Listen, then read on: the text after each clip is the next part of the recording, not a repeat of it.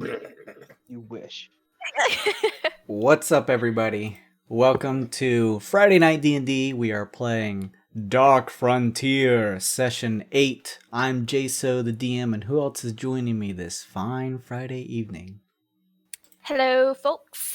I'm Bailey, and I play Neyts, the Lightfoot Halfling Circle of Wildfire Druid.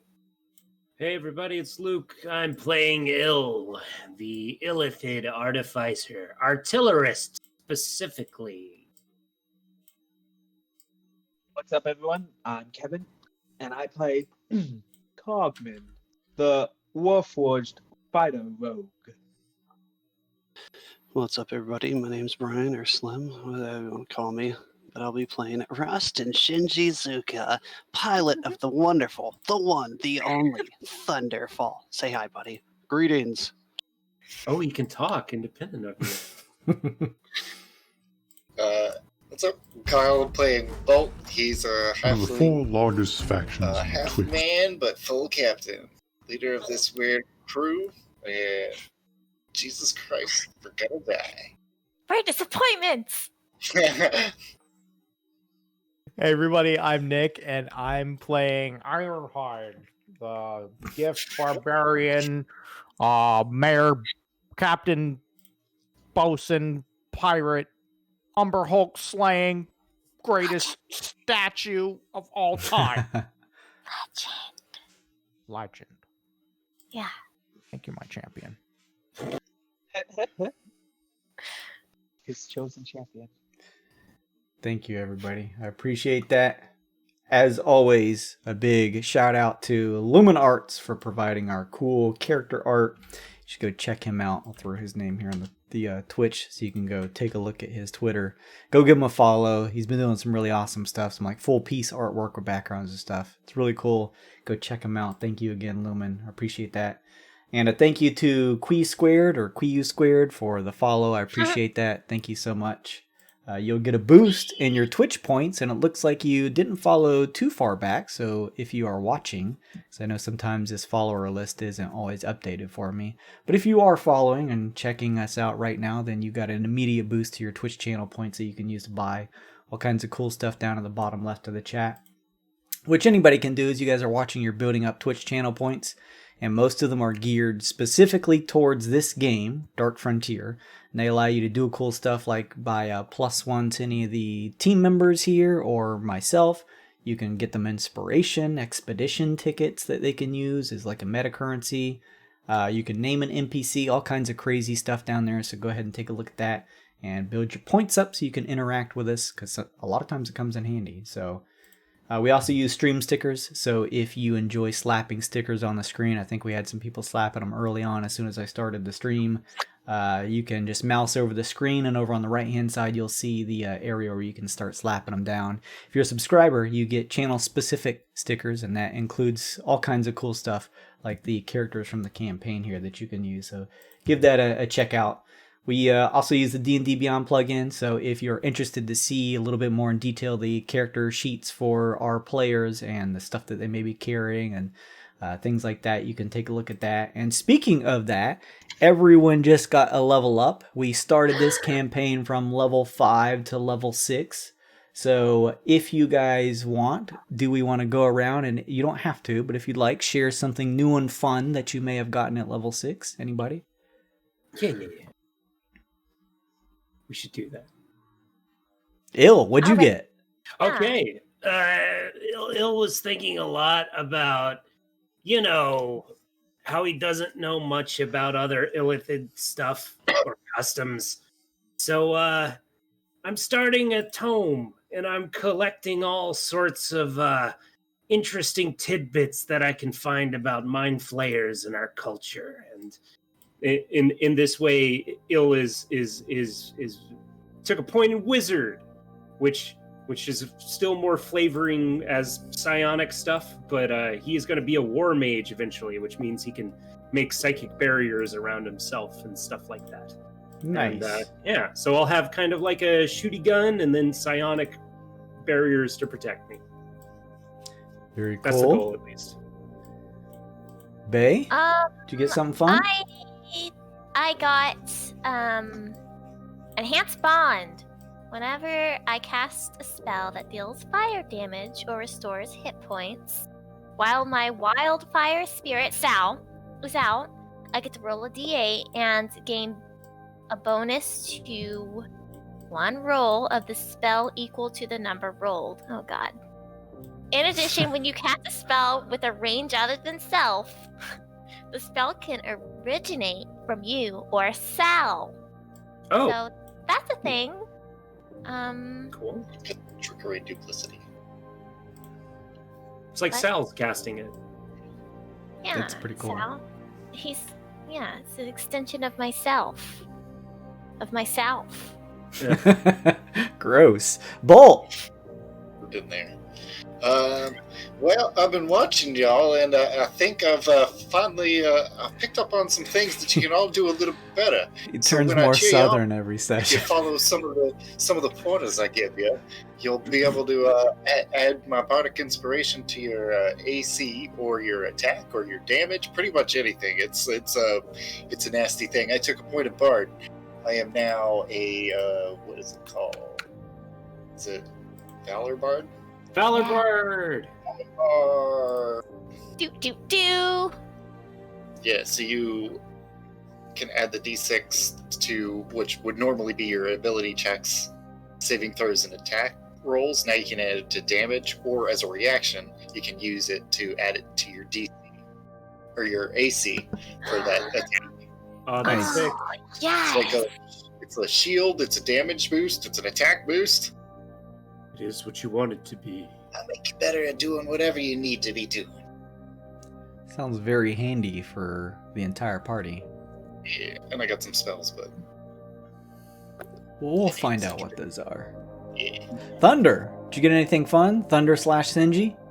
Oh man, I got some awesome stuff. I mean, being a tenderfoot dark frontiersman, learning out in the field on my first mission, I learned how to use my tools even better. I can double my proficiency bonus when using any ability check that requires me to use my tools, which includes the tool proficiency for a ship, so I can pilot better, and I got some more infusions that I'm trying to work out. I want to make more tools for everybody so we don't die or turn into stone. Hell yeah, make some bombs, brother. Well, I mean, we've already turned into stone. You got anything that can unstone? Bob said I should never get stoned. We'll figure it out. Don't worry about it. You're right. Very cool. Cogman, did you get anything fun? Well, I'm built in with a learning chip, and so my feet have become even faster. Whoa. I took the third level of rogue, which gives me roguish archetype. I took swashbuckler, Ooh, that's a good one. which gave me Yes. fancy footwork. During my turn, if I make a melee attack against the creature, that creature cannot make opportunity attacks against me for the rest of the turn. Sick. And rakish audacity, which lets me give myself a bonus to initiative equal to my charisma modifier. And I can use sneak attack even if I don't have advantage on the creature. As long as I'm within 5 feet, no other creatures are no other creatures are within 5 feet of me, and I don't have disadvantage on the attack. So you basically always have sneak attack when you're in melee. Always, pretty Yeah. much. Damn. That, and I can also I can back away without having to use disengage, which means Alright. it frees up my bonus action for other things that I can do. Completely different campaign. Still need to kill Kevin. Great. Okay. Do you still suffer from rolling HP? Yeah, are you rolling HP on level ups? No, I didn't this time. Oh, I'm you- Good. not doing it. Good You job. learned your Thank lesson. you. Okay. He's been Okay. cured. So I am 54 HP Nice. total, but I'm still exhausted. Oh my Yeah. God. Ironhide. Did you get anything fun? I'm great. Despite being stone right now? I'm totally a statue at the moment. Barbarian at level 6 gets another aspect of Beast Totem. I took Tiger for survival and acrobatics proficiency. I have an extra chance to rage per long rest, so I'm up to 4 times. And I got +1 hit on my attack. So I'm now at or +1 damage rather. So I'm pretty swole with 59 HP, 14 AC. Beast But, mode, hippo mode. Hippo mode, hungry hippo mode. But I am currently the greatest statue that ever was. It's true. Hopefully, I'm in a really cool pose too. I got zapped. It did. Imagine having danger sense and advantage on all my resists, and I got petrified. We don't have to imagine it. We saw it. Saw it happen. Very nice. So, before I do inspiration and have us roll for the recap, I did a quick little first arc video recap that's like 2 or 3 minutes long, so I'll play that. So if you guys want, you, my players, can jump over to the Twitch stream if you'd like to watch that. And I'm just going to play it for everybody watching the stream, just if you missed it, that way you can catch up really quickly. But we're still going to do rolls for a recap to give a little bit more of a current recap for the last session here. So let me play that, and then we'll dole out our inspiration. I'm going to go ahead and open those inspiration cards while this video plays. So let's get that going here. One of the 4 largest factions in the Twixt, known as the Pioneer Patrollers, have uncovered what they believe to be a potentially threatening plot that threatens the entire plane itself. Fearful that the Trine, a merger between Neogi, Vodani, and Skrull, are planning to break their peace treaty and revive a dangerous bioweapon known as the Witchlight Marauders, the Patrollers turn to their own for help. Under the eye of Outrider Barry the Gift, Thunder and Cogman the Warforged, Ill the Illithid, Emma the Halfling, Ironhide the Gift, and Bolt the Halfling are brought together to form a new unit within the Patroller ranks. Under the new rank of Dark Frontiersmen, this eccentric crew is sent out to investigate and gather more details regarding a Project Offspring via the Trine, one that the Patrollers believe is directly tied to the revival of the Marauders. Under the guise of pirates, the Frontiersmen begin their first mission to survey the Carnelian Graveyard, a massive shipwreck forged together to create a secret Neogi base. They face heavy resistance during their approach, forcing them to abandon their caravel Spelljammer and commandeer one of the Neogi's Mind Spider ships. After landing on the shipwreck, the survey begins. Between dealing with undead and a radiant golem, the party is able to collect a number of documents written in Neogi that may relate to information regarding their dark project. They reach a deeper level of the shipwreck, where they come across a Neogi 3 times its size, whose stomach is engorged and pulsates. Assuming this may be some type of Neogi queen, they decide to take what they have found and escape with their lives. Using the Mind Spider and being careful to rotate in quick shifts due to the Life Jammer helm, the Frontiersmen begin to travel back to Scoria, where the Patroller base is located. They use the spider legs of the ship to carry what is left of their caravel with them, in the hopes of repairing it when they return. During their trip, both ships are halted from spelljamming speeds by a field of infinity vines, and while the crew works to stop its continued growth, they are boarded by a Captain Visidia and her first mate, Axel the Beholder. The two claim to be pirate wonder seekers of some infamy, and she makes attempts to make one of their ships hers as part of a parley. The party refuses and a fight breaks out. The Frontiersman eventually realize this is a fight they may not survive, and Ill strikes a deal with her in order to halt the fight. Visidia gives them a sending stone so they can keep her abreast of what the Patrollers are up to, and takes their Mind Spider. Now, with only half of the caravel left for them to pilot, and one of their members having turned to stone via Axel, the Dark Frontiersmen make way for the Patroller Fob to relay information about what they have found and the damages they've suffered.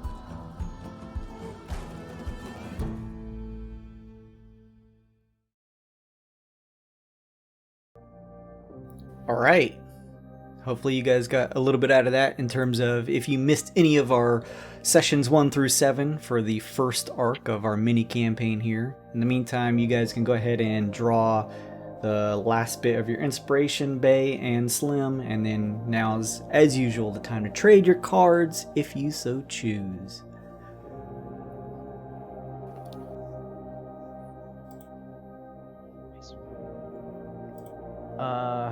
We starting. I'm good with mine. I'm gonna keep it.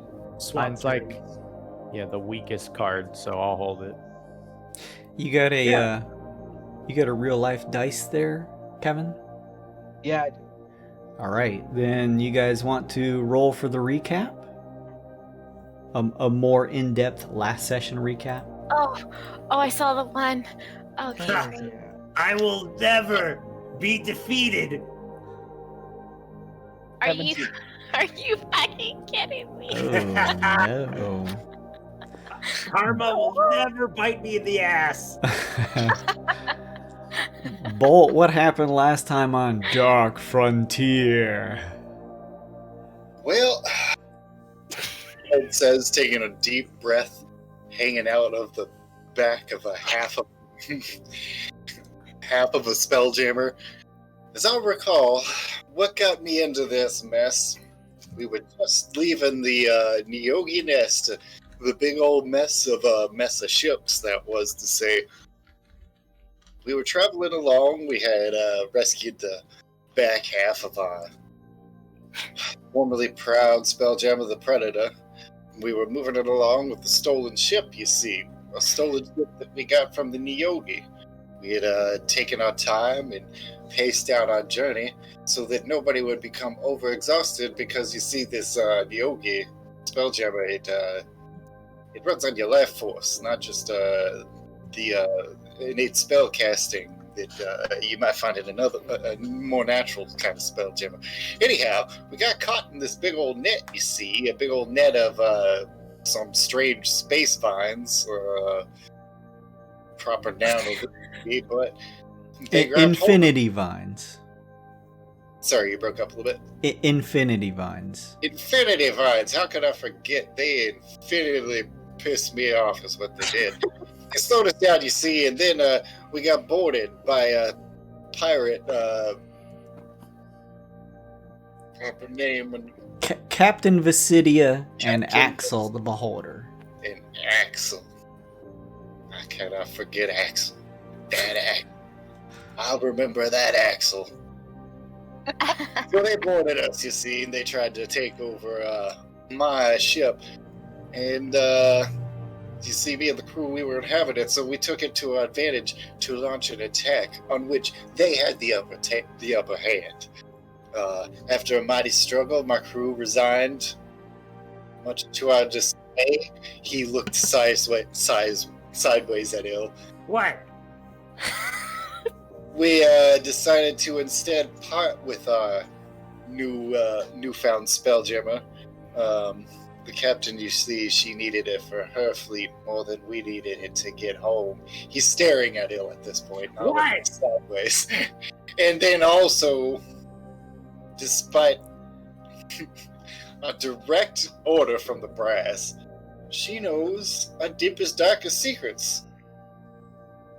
I'm just saying, we're Dark Frontiersmen, so we can do whatever we want, right? That includes spilling the beans about us being Dark Frontiersmen. So anyway, what leads to us on our current position here now. Alone, as Dark Frontiersmen, with the power to do anything that we want on this deserted hill. Hey, would you rather be inconvenienced or dead? Il, you made the right choice. I just am a little pissed off right now. No. Axel, being a little nod to all of you guys who played in Season 1, turns out he survived the instigated attack against that Pioneer whale ship. That's why he was so hard to hit. He's got plot armor. Gosh. Can't beat plot armor. Strongest of all of us. That's a pretty good recap, Bolt. Thank you very much. You find an expedition ticket in your packs. As he mentioned, you guys were left out in wild space with half of a ship left to you, with about another 2 days travel to get home. Also, some of you suffering some pretty gnarly wounds, some of you a little exhausted from the fight, and as you all recollect, you come to realize, those of you who haven't already, that Ironhide is nothing but a statue version of himself mid-fight that is just sort of like toppled over onto the ground. I wanna go over to the statue and dust it off and make sure it's nice and unharmed. Can I do a medicine check on this? Sure. I want to figure out what can possibly be done. 23. Ooh. Nice. With the 23, Emma, you know that this effect was certainly created by magical means from that creature that you fought before. Between those of you fighting, someone would have relayed that it was one of the rays from the eye stalks that hit him that has done this. So the only way to reverse it would similarly be a relatively potent amount of magical effect. You get the sense that you're going to need some type of restoration spell to do this. Shit. I feel like if I took a nap, I would wake up knowing lesser restoration. Is that something that would help us? With a 23, Emma, you feel like that magic is not potent enough to cure something like complete stone. Maybe you need something greater than that. Yeah, something greater. We might have to take him somewhere. I don't have any that could help either. I would think if we get back to the forward operating base, they should be able to assist him. I'm sure they have healing. I have a question. When we get back to the forward operating base, what do we tell them? I think we're missing one point on both of these fronts here. Yeah. Ready to see how we're gonna anything? Oh shit. Okay. Listen, the little boy, you can fix stuff, right? And you're kind of smart, right? Maybe if you put your heads together. Listen, I'm sure we can fix this thing up. At least get it running. Don't get me wrong. My devotion to my crew is undying, but all of you need help. As much as I'd like to save Ironhide right now, everybody needs help. So that's all. We need to start thinking of a way out of here. And unfortunately, Ironhide is not the way out of here. Alright. Yeah, it's not like he's going anywhere. He is indeed not going anywhere. I will appreciate your gallows humor after we are out of this situation here. It's the only humor I know, baby. Yeah, right. That wasn't funny. All right, kid. We gotta fix this ship. Not a problem. I'll do what I can. I promise. Can we do like a group check to at least be able to get this husk of a ship moving?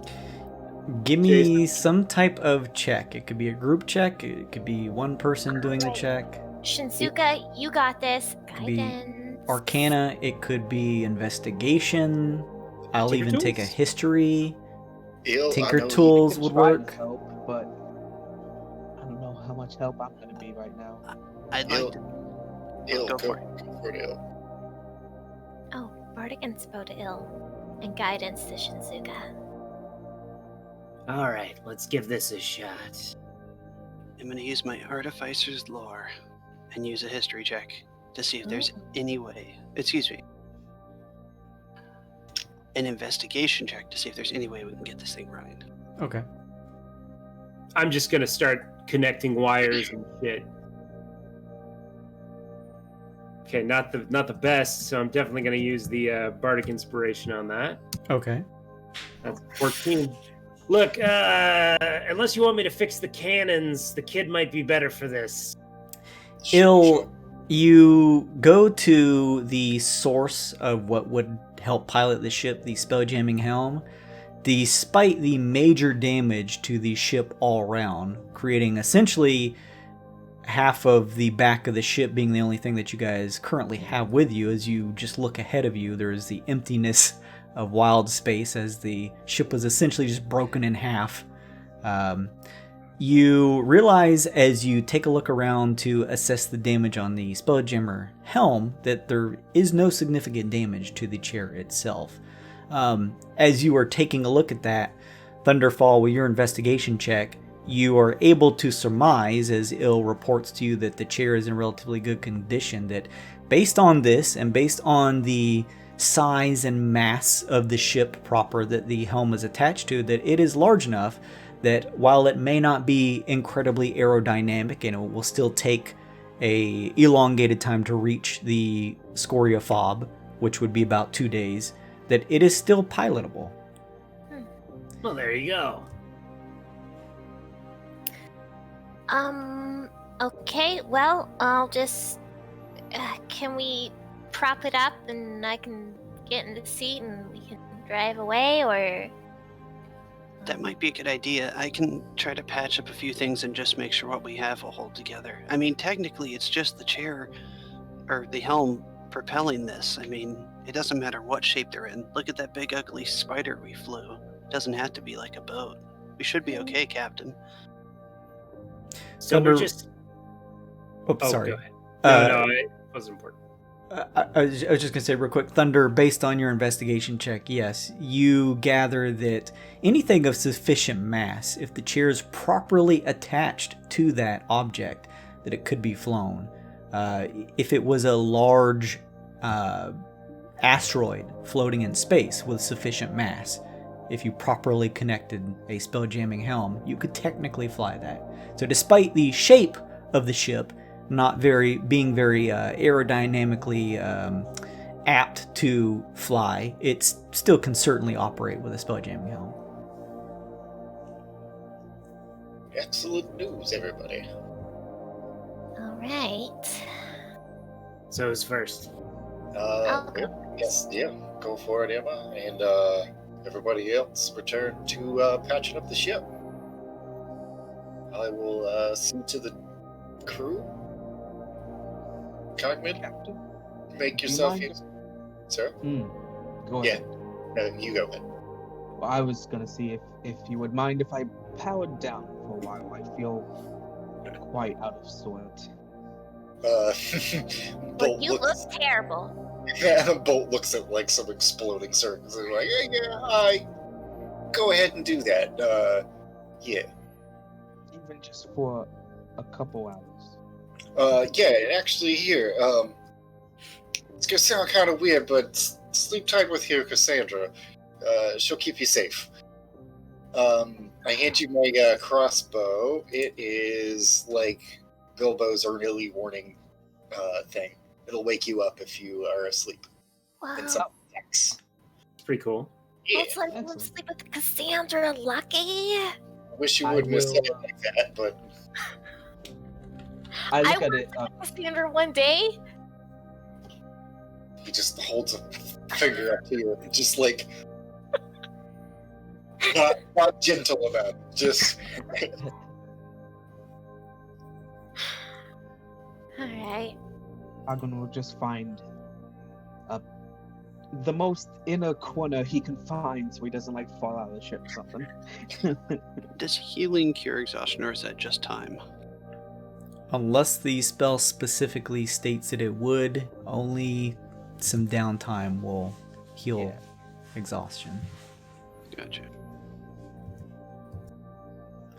So those of you who would like can settle down. Whoever is piloting the ship, Emma, you sit into the chair. It feels as though it did before, though this time you don't even necessarily need that sixth sense to view around the ship from the benefited from the Spelljammer helm, because you have a clear view of wild space in front of you, considering you have no half of your ship.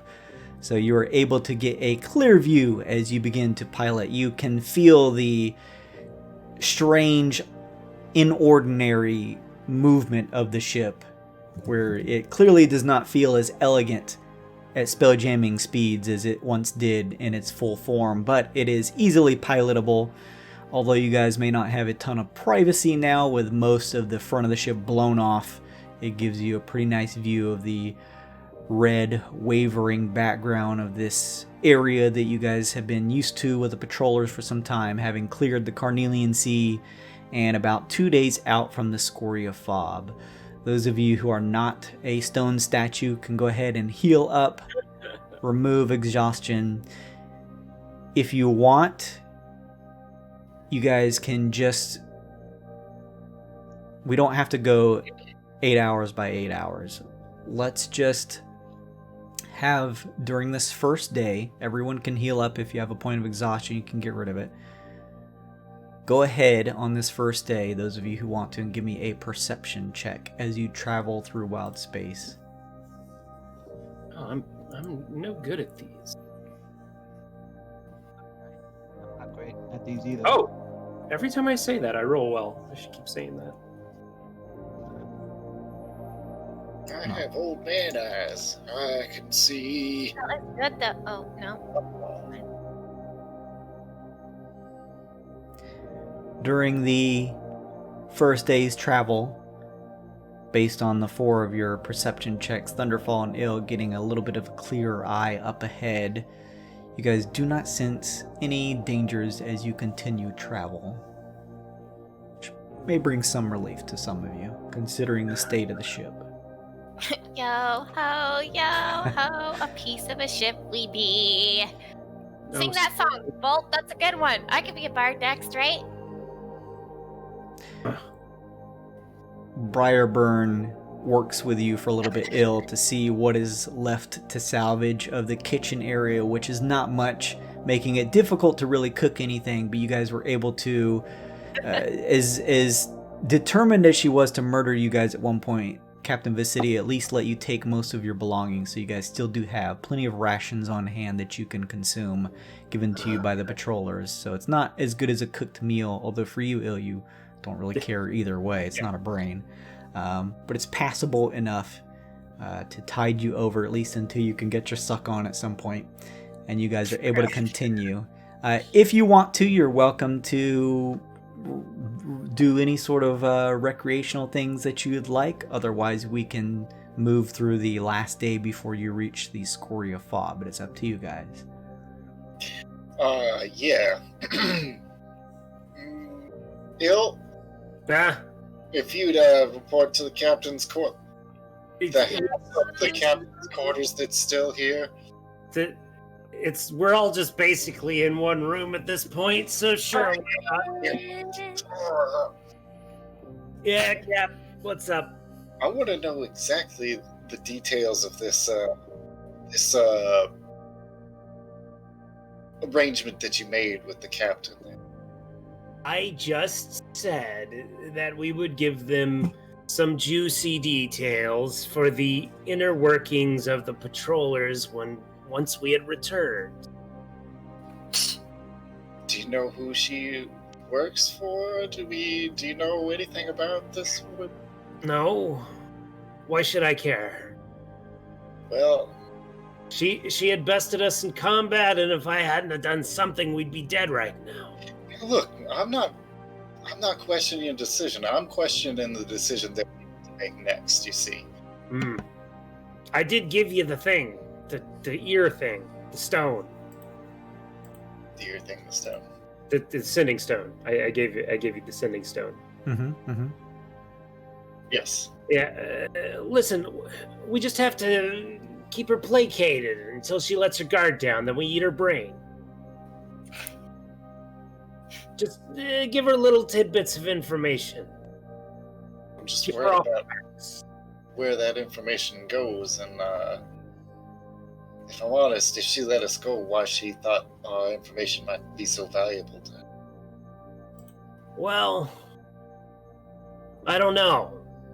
Frankly, I don't care a whole lot. Fair enough, Phil. All right. Like I said, I appreciate that you got us all out of that. Well, did what we had to. But that's all that the deal was, correct, Tim? Yeah. Roll with me, motherfucker.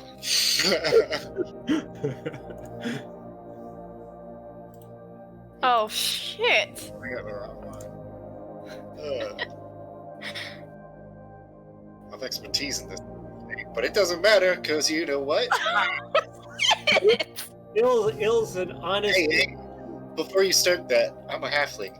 So give me Oh no, he's a halfling. everybody. Sneaky. He's lucky. Sneaky. Oh, put those bad boy cards away. Sneaky. Oh! I have to completely switch decks. There we go. Bill's telling the truth. Okay. Oh. Yeah, he didn't make any other shady dealings. He looks you up down and says, "You're a trustworthy sort, and I like that, Ill. May not agree with what you say, may not always agree with what you're saying, but I know I can trust what you're saying." I mean, if it was a total lost cause, they would have just defected and joined them. Like I said, that graveyard, that all those humans gotta wait until we're out of this, Ill. This has gotta wait. He turns around and bumps into Emma. Emma, god damn it, Brick. I'm driving the fucking ship, Captain.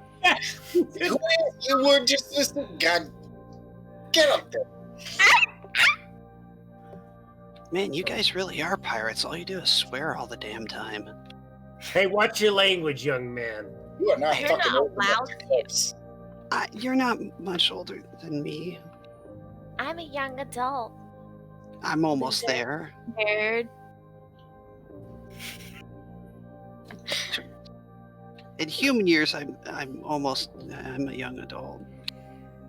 I wish I could almost hear what Ironhide would say right now. I'm hungry. Yeah, it'd be like, dude, I'm Ironhide. I think I have all jobs. It's funny because you can't even hear me say that. All right, well, how's those repairs coming along, Shiji? I mean, Shinji says as he stares at the broken, complete missing half of the front ship. the good news is we still have half of a ship, Captain. Excellent. Let's keep it at that. He's a real ship half full kind of kid. Oh, wow. God.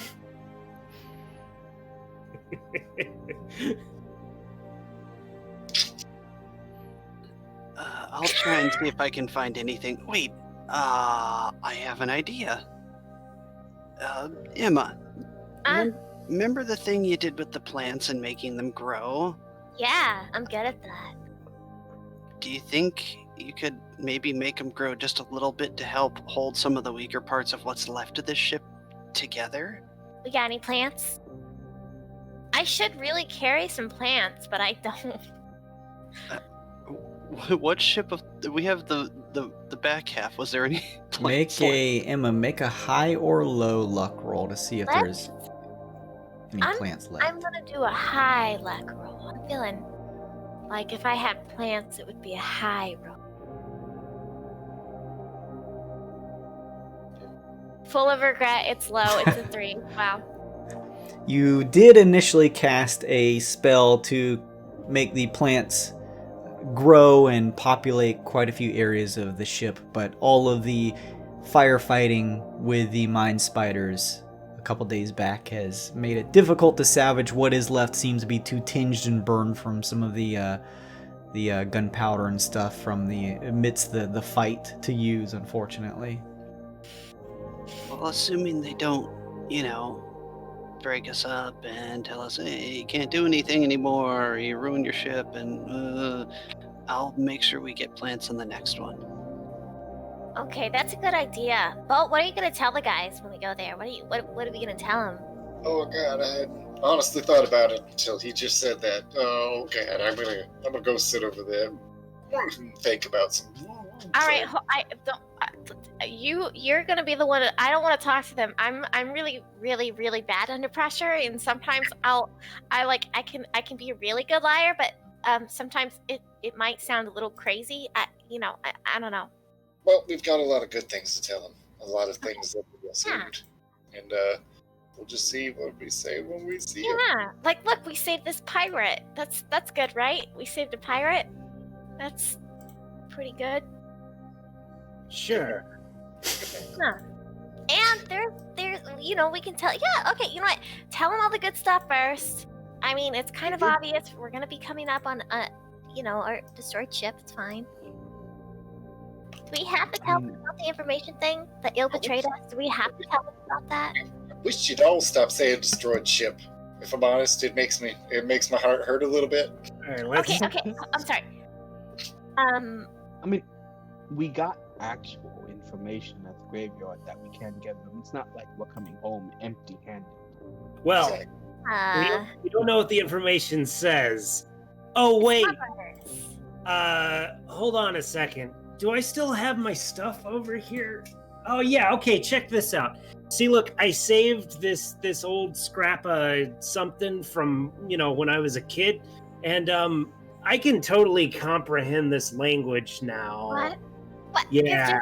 You're just okay. Oh my god. Well, I mean, we're lucky it didn't get damaged when the ship got ripped in half. Shh. He just pulls out a gun case, and there's all these fucking like weird looking papers in strange languages. And yeah, this is my spell book. It's around here somewhere. Let me. The gun case full of loose papers. Does it look like a note of a spell book? Yeah, basically. Well organized. Oh, I get it. It's a spell book because now you know how to read. You can spell out their language. That's awesome. Yeah, something like that. Anyway, Jason, I'll cast Comprehend Language as a ritual to read the information we got. Nice. Okay. You spend a little time. What is a ritual casting? 10 minutes? It's 10 minutes. Plus 1 minute. Plus 11 minutes, if that makes a difference. At about 6 minutes, no, I'm just kidding. 11 minutes pass. You cast Comprehend Languages. The Neogi writing is haphazard.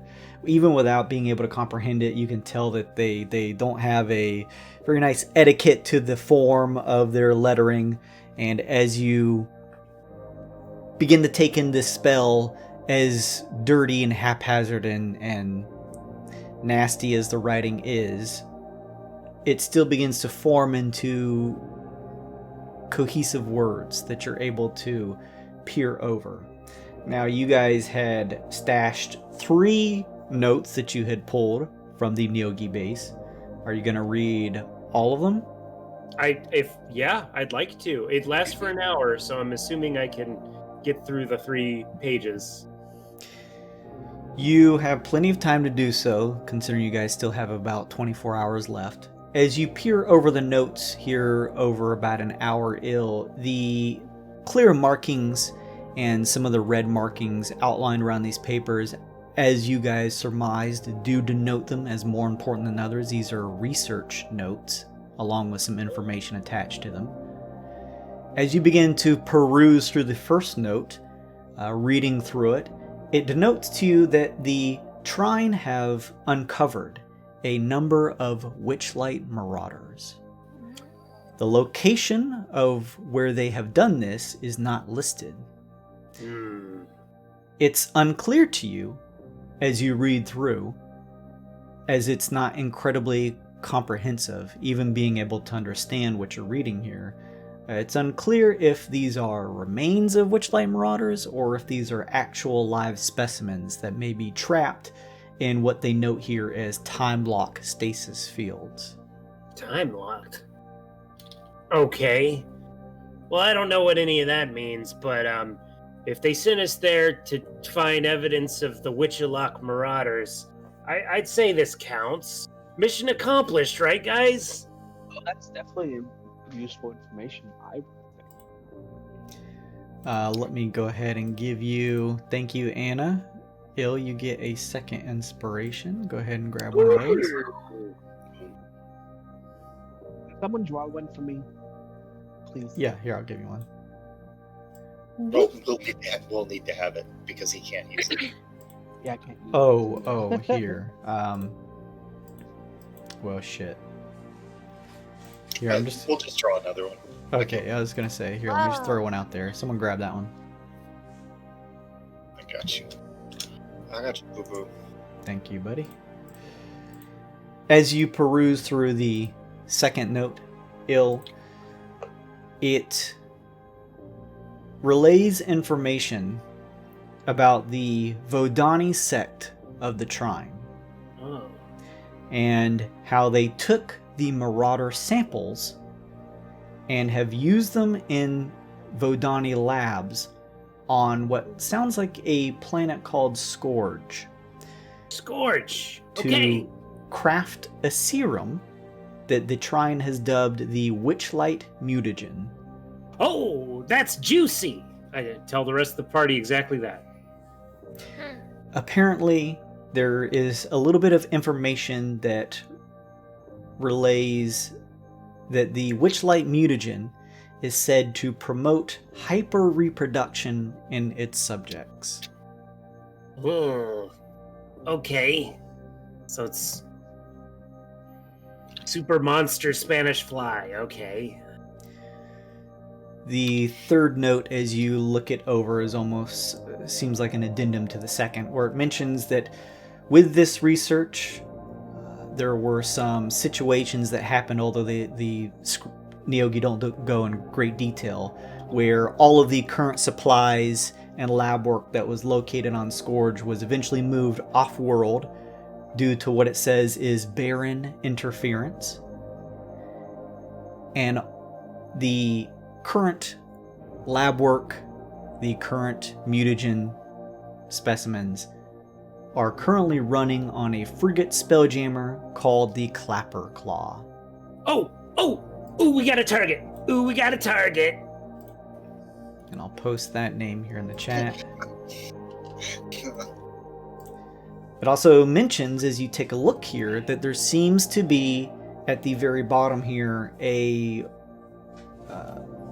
checkpoint, a series of like checkpoint notes that seems to give you relay points that the Clapper Claw is passing by.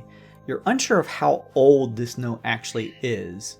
You can make some type of check. Otherwise, there seems to be a series in a very hastily drawn map, a series of points that seems to be where the Clapper Claw has passed by. I have cartographer's tools. Oh, Can I make nice. a check with those to maybe see how old the map would be? Sure. Okay. Map, how old's the map? How old's the... Give me Thank one of you. the- Thank you, Anna. Oh. You don't know the answer yet. You can use it. Yeah, I definitely use it. I just Thank you, 20 and all I'll day. use that +1 roll. 20 on the cartographer. Thank you for the inspiration. With a 20, you are able to determine that these notes, due to the way they're written and the way that the ink has settled on the paper, that these are very recent. Oh, they're gonna give us a fucking promotion after this. We're gonna be double Dark Frontiersmen. They're gonna give us a new battleship. They're gonna unstasis our hippo friend, and we're gonna be in good shape. That's right. There. This is amazing. All right, set a course. Let's go right now. We're gonna intercept them. Oh, right. Got it. Set a course, full speed ahead. God damn it. Hey, we're on our way to one place at a time. We're on a blink of a ship. You can hear Enamel crushing his looks, just grinding his. All right, it's not destroyed. It's just entwined. I don't know what to tell you. So The third note.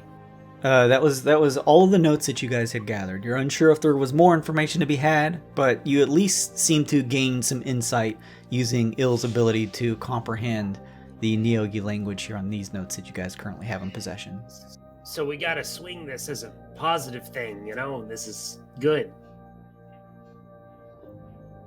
Yeah, well, we've got lots of information to take back.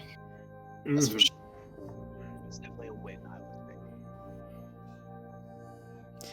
So, you guys have 24 hours left. If you guys want, you can go ahead and remove exhaustion. You can heal your characters back up if you'd like. If there's any other RP you'd like to do, you know that you'll be there in a day. And then if everyone, or whoever wants to give me one more perception check to make sure there are no dangers along the way, you can do so. kind of moves at your guys' pace. How about that? Take one of these. You don't know how it turned out. Oh. Let's see. Give it to me. I have disadvantage, I think. I still have 1 level of exhaustion. 19 all day. Lifted tonight on Bardic Inspiration. I'm going to heal your token, Cogman. What was that, Slum? During the 24 hours with a little downtime, I'm going to make use 10 of my gold and make another one of those little wind-up toys like I made before, the mini-me, but this time it's going to be like a little coil, like a Ouroboros with 2 little wings on it. So it just kind of... Boros. When you wind it up, it just kind of flutters like a couple inches off the ground and just makes like a little buzzing noise. Nice. And I'm going to drop one of my infusions, shrink my regular bag of holding into a little bit of copper wire and make it a little ring around my finger that gives me basically an extra spell slot. I can restore 1 spell slot once a day with it. Awesome. At some point during this 24 hours, Crude comes over and says, "Hey, there's going to be opportunities for me at whatever this pirate junction that we're headed towards is going to be. Hopefully it's not going to be as thrilling as that one back there was. Looks like you guys had some trouble," he says, pointing a appendage forming out of his side over at the statue.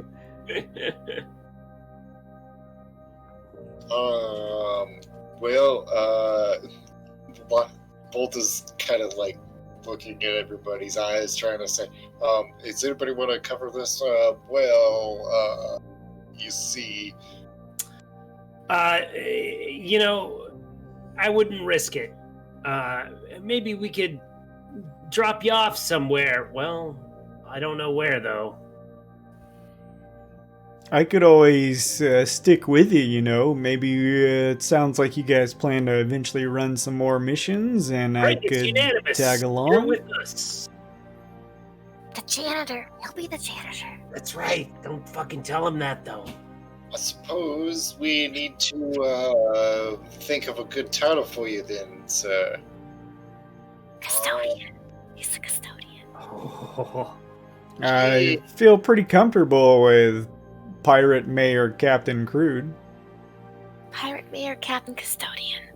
Sure. But you see, there's already captain in the larger pirate collective you see that we're going to see. They like one captain per ship. Some things happened before. You understand. So we can't put you there on paper as that. We'll put you down as the custodian, but you are the pirate captain mayor, for surely. Hey, look, still trying to wrap my head around this whole pirate caste system thing. It's a confusing mess, I know. Bureaucracy and piracy. It doesn't seem to mix, but it works. See, you're what we in the pirate business call a cleaner. That means you come and you clean up whatever messes that we manage, and you really save the day by getting us out of a bunch of sticky situations, let's say. We can always count on you to clean up the crap that we leave behind, that's for sure. That sounds pretty fair, he says as he begins to slowly sludge and shift towards the Ironhide statue. You want me to go ahead and get rid of this here? No, leave that one. All right. We need him. We have a statue garden back. We gotta, just leave him. Pirate statue garden, pretty cool sounding. Yeah, it's filled with all of our booty.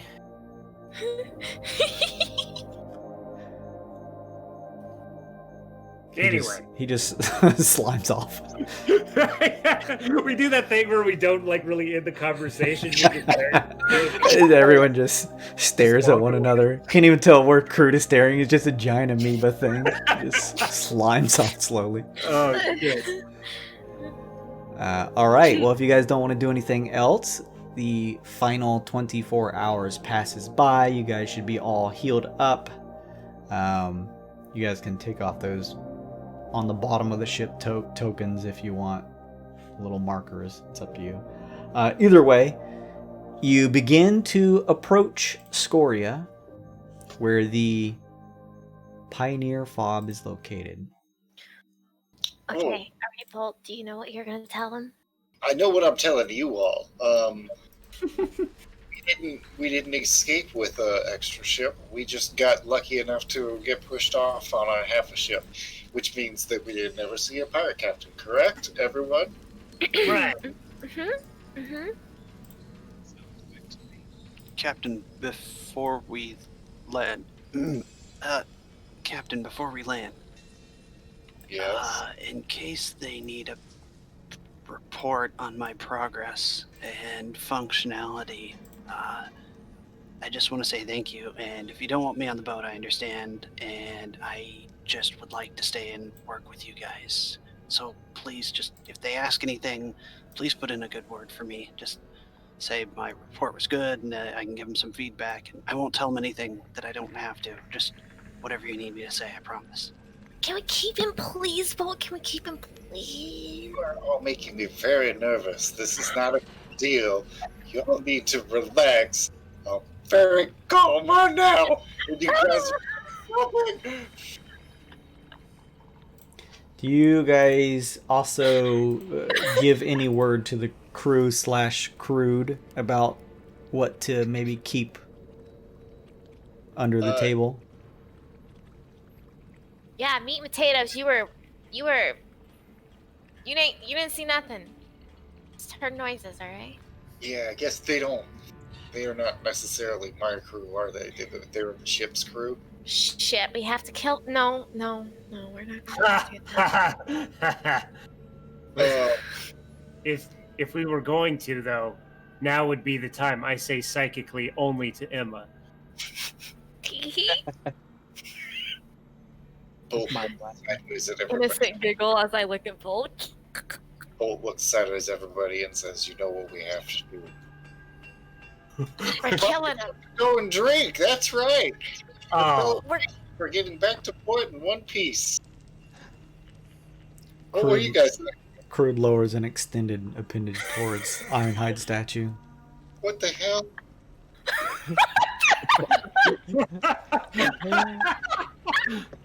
Well, Captain, since I can't drink, I know it's probably some sort of ritual or something for the new guy to pay. I can't drink, so here's a 10 gold, No. a drink for each you guys on me, just You to say can thank you. Give him. No, here, take half. Just put like half water, half alcohol. You're fine. Look, you're almost half like adult, so just half water, half alcohol. It's fine. Listen, my parents gave me full alcohol when I was small. I turned out fine. I'm a champion. Oh, That's fine. yeah. I would drink a dwarf under the table. Hey, I would say that most kids probably aren't, old enough to go to war, but you did that too. I don't really give a shit about your alcohol after that, son. Yeah. But I'm working on something big. I want to get ready for the next mission. I'm gonna get some stuff and I'm gonna head back to my room and start working. Fair's fair. If you don't want to go, that's fine too. No, I'll go, but I might just leave a little early. Now, son, That's okay. a lot of mixed messages at me right now. I'll take your money though. Excellent. I appreciate it. Take your money. They deduct 10 gold and give it to him. Whether it actually gets used for what he wanted or not, who knows? Hey, that's rude. The ship begins to approach the higher levels of the tower-like structure that serves as the forward operating base here on Scoria. You guys land on one of the open platforms here, several stories up. You notice, whoever's piloting it, that there are a couple of patrollers in uniform that begin to lock on as they usually do and get ready to help anchor the ship down as it lands. But you notice whoever's piloting that one of them sort of like pats a couple others' backs, and they all tend to notice a little bit more, gathering up a little bit more than they usually would as half of the Caravel ship slowly begins to land here in the landing bay. Oh, meat and potatoes. Tell meat and potatoes. Did we tell meat and potatoes? Listen, boys, you're gonna be traveling with us. We don't need you. Just stick with whatever Bolt's saying. He's the captain. He knows best, and we'll make things right. Just don't fuck us, all right? Just But you guys just better be careful. Snitches get their brain ate. Make an intimidation check, Gil. I'm gonna use one of my inspiration on this. I was gonna give you inspiration just because I'm trained. No, I'm not. I thought I was. Never mind. That's persuasion. Can I give him guidance? Is this something I can do since I'm telling these boys? I love the name of the inspiration is gladiatorial training. I mean, I'm sure that would count. Yeah. Okay, so I'm making this with guidance and advantage. Cool. Oh shit! Nice. Oh my god! Oh, I'm gonna add the guidance to that because why the fuck not? Wouldn't I? 23.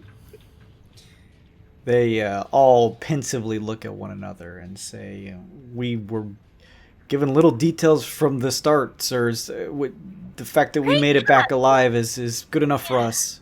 Yeah, I mean, yeah. They're all right. These guys. Listen, we just had a really crazy time. We're like tense. Don't listen to Ill. He's hungry. He's freaking hungry. I was piloting this whole time. I'm pretty tired. No hard feelings. Sorry about that. Ha ha ha. All right, bye. Hey, and thank you for your service. Yes, sir. We'll corroborate the bare essentials and nothing more. Stick around. Your brains are fine. Yeah. For now, Il says as he walks. Imagine that A lot of things can go wrong in future missions. Oh my god, and the Cogman coming in with that. Holy shit. I'd like to think they come up from like a basement door and it's Gold standing there. It's like, all right, so did they say that we're going to go to drink with us? Absolutely. Excellent. Well, Yeah, they'll probably catch up, I'm sure. Well, We'll help anchor the ship with the rest of the people here, sirs. I know the correct answers. Yeah, they know.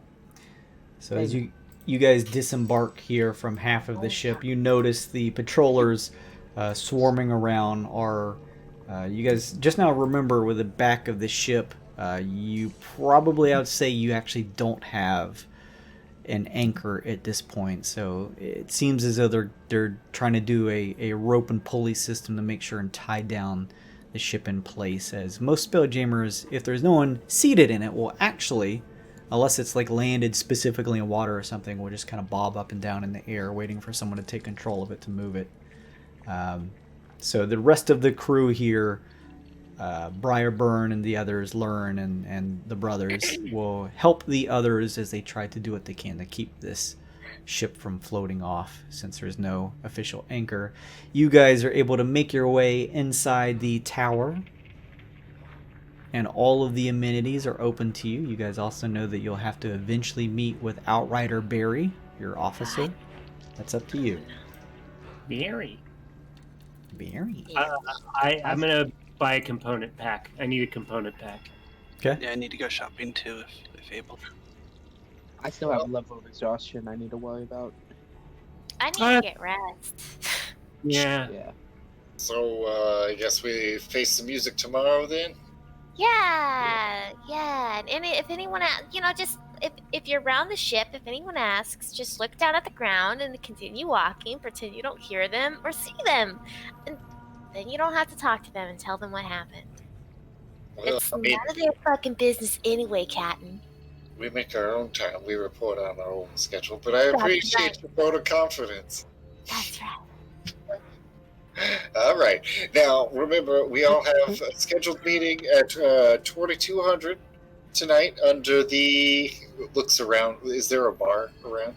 Yeah, there would be a tavern here somewhere in the tower where those patrollers off duty are able to relax some. There, at the Wet Willy tonight. Wet Willy. Everybody there. And, who knows? Maybe we'll get Ironhide. And he pushes Ironhide around in like a little dolly. I miss him. Burke is going to take Ironhide to the healer. I want to come with him. You're actually not sure where to take Ironhide. We'll say that there's a medic floor as you take a look at the various amenities that are available here at this particular fob, and with the help of some other patrollers, you're able to carry him there. A couple of elven medics, in the midst of helping some of other patrollers who seem a bit wounded, step over to the statue of Ironhide, and one of them, looking over and removing some of his leather gloves, say, "What the hell happened here?" Long story, but the essentials are that he was blasted by a petrification ray. Is that something you can help me with? He turns to look at the other elven medic and speaks a few lines in what sounds like Sylvan, and then turns back and says, "Nothing we have just on hand. Oh my Have God. you debriefed yet with your officer?" Actually, I was just thinking about that. Bolt looks around and whistles into like the woods or something. I'm gonna cast animal. What is it? Animal messenger. Mm-hmm. Which requires that I see a small creature. Is that something that is around me? Oof. Do a give me a d20. It's gonna have to be 16 to 20. There's not a ton of life here on Scoria. Hey! There's a little Wow. rat. Nice. In one of the open windows on this particular level of the tower, there just so happens to be, because it's not a very populated corner of this level, a bat hanging from a windowsill. Excellent. He looks up at it and starts. And then he starts saying, I want you to take me a message to, what was his title? Barry? Something Barry? Barry, yeah, Barry. Outrider Barry is his name. Outrider Barry. And it'll say, we've returned. We'll report soon. Much to do. Missed you much. Love, Bolt, XOXO. Is this thing still up?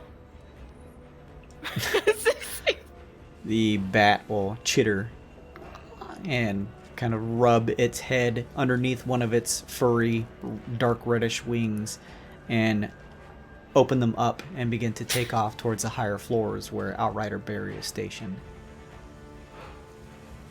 I think that worked out. I'm not sure. Sometimes the newfangled bats, what's wrong with the old bats? That's what I said. What? I'm old. I'm making an old person joke. Okay. Made him study back in his day. So Bolt turns back around to the healer and says, yes, I have checked in. Thank you very much. My friend now? They stare as you have done this action and say, "Well, we were going to say that maybe something you're going to need to requisition with your officer. We don't have any type of supplies that are readily on hand to deal with something like this." Bummer. All right, fine. And then Bolt just kind of wheels him back out. He's like, we've got a party to go to. We'll be back tomorrow. Okay, you wheel him out of the medic level. All right. So what happens? I guess I have to get rest because I was piloting the entire time. So I'm going to curl up in a corner with a blankie. I don't know where it came from. I just found it. It's mine now. And go to sleep. I was stationed here for a while. Captain, don't we still have our rooms? I mean, wouldn't we have at least just a small place that we could stay for anything? You guys have assigned rooms here. I do know the answer to that, and I'll tell you in a different voice. The- What's the answer to that, Jason? I don't know the answer to that. You guys have assigned rooms here. You actually slept in them before taking off on your first mission, so you have room and board here while you're staying. Okay. All right, well, that's fine. Emma I'm decides to gonna take turn in for an Ironhide's evening. blanket just to keep it warm since he can't use it. Mr. Ill? I mean, we're back here now. Designation Ill. Oh, yeah, what? I require your assistance for Artificer infusions. Would you join me at my barracks and/or quarters, sir? Sounds romantic. Okay, gross. He's a kid and also a different species. No, he's a robot. Negative. He's a Warforged. Sir. Love is a strange thing, Neil. Whatever you guys are doing, stop it. Yeah, okay, whatever. Let's go talk Artificer stuff. Thank you, sir. Ooh. Ill just does like one stink eye at Emma. Who all's going back to their rooms? Emma did. I'm assuming I'm- Ironhide the statue's in her room. Yeah. Oh no, I'm in his room. He's in the corner, and Okay. I'm keeping his blankie warm, and I'm asleep. He's got a She's lampshade over redecorating. his head. Who else is in the rooms? Thunder Ill, are you guys having this conversation in a room? Heading back to my room, I mean, and Okay. if he's gonna follow. Yeah. Cogman, is he in his room? Yes. Bolt, are you heading back to yours? Yeah.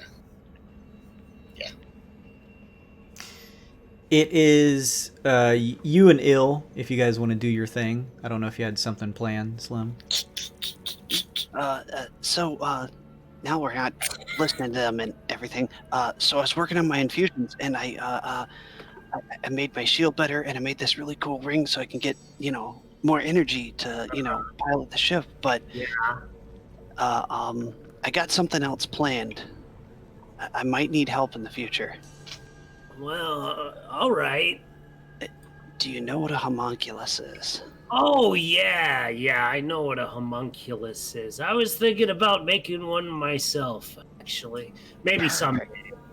Yeah. I want to use some stuff for when we're out there. I'm actually going to try working on these boots to help me move faster while we're out there. But Okay. long term, and he's going to hold up the little Ouroboros, I'd like to have my own, homunculus servant assistant. Okay. Do you think that would work on the ship? Do you think that's okay? What? Why are you asking me, kid? Of course, we're listen, there's one thing you got to take away here. We are Dark Frontiersmen. That means we don't have to answer to anyone, even Bolt. Don't tell Bolt I said that, though. Gotcha. That's important information to know, sir. But I was asking because, well, I don't get to converse with many, artificers or anybody else. I mean, it was only me and my pops on my planet, and that was, I just want to, run over some notes and stuff in the future, if that's okay. I just need help. Okay, sure, kid. Listen, I know how to put gunpowder into bullets, and I know how to take a gun apart and put it back together. You got this whole suit thing, so I'm not going to say you're barking up the wrong tree, but you didn't hear it from me. You might already be a bit more advanced in the artifice department than I am. Oh, well, Don't tell anyone I said that. No, of course. I won't tell anybody. Just like we don't have to listen to anybody. That's right. Sometimes even Bolt. All the time, even Bolt. That's right. Now you're getting the hang of it. Awesome, wonderful. All right, cool. Yeah, I just want to make sure I'm putting all this stuff together. I'm gonna try and get the components, but I'm gonna work on me first. But before we get too far in any of our missions later down the line, like you said, if you give me a hand constructing this thing, just a little homunculus. Yeah, sure. I mean, I could give it a shot. All right, Awesome. Thank you. And let me know if you need help with anything. Yeah, sure. Well, whatever, kid. And Il just kind of like awkwardly begins to back out of the room. I'm going to stay in my room for the rest of the night working on my last infusion for myself. I got my shield, my ring, and I'm going to use the last one to turn my boots that I mount inside of him when I hop in to turn them into boots of the winding path. Nice. Okay.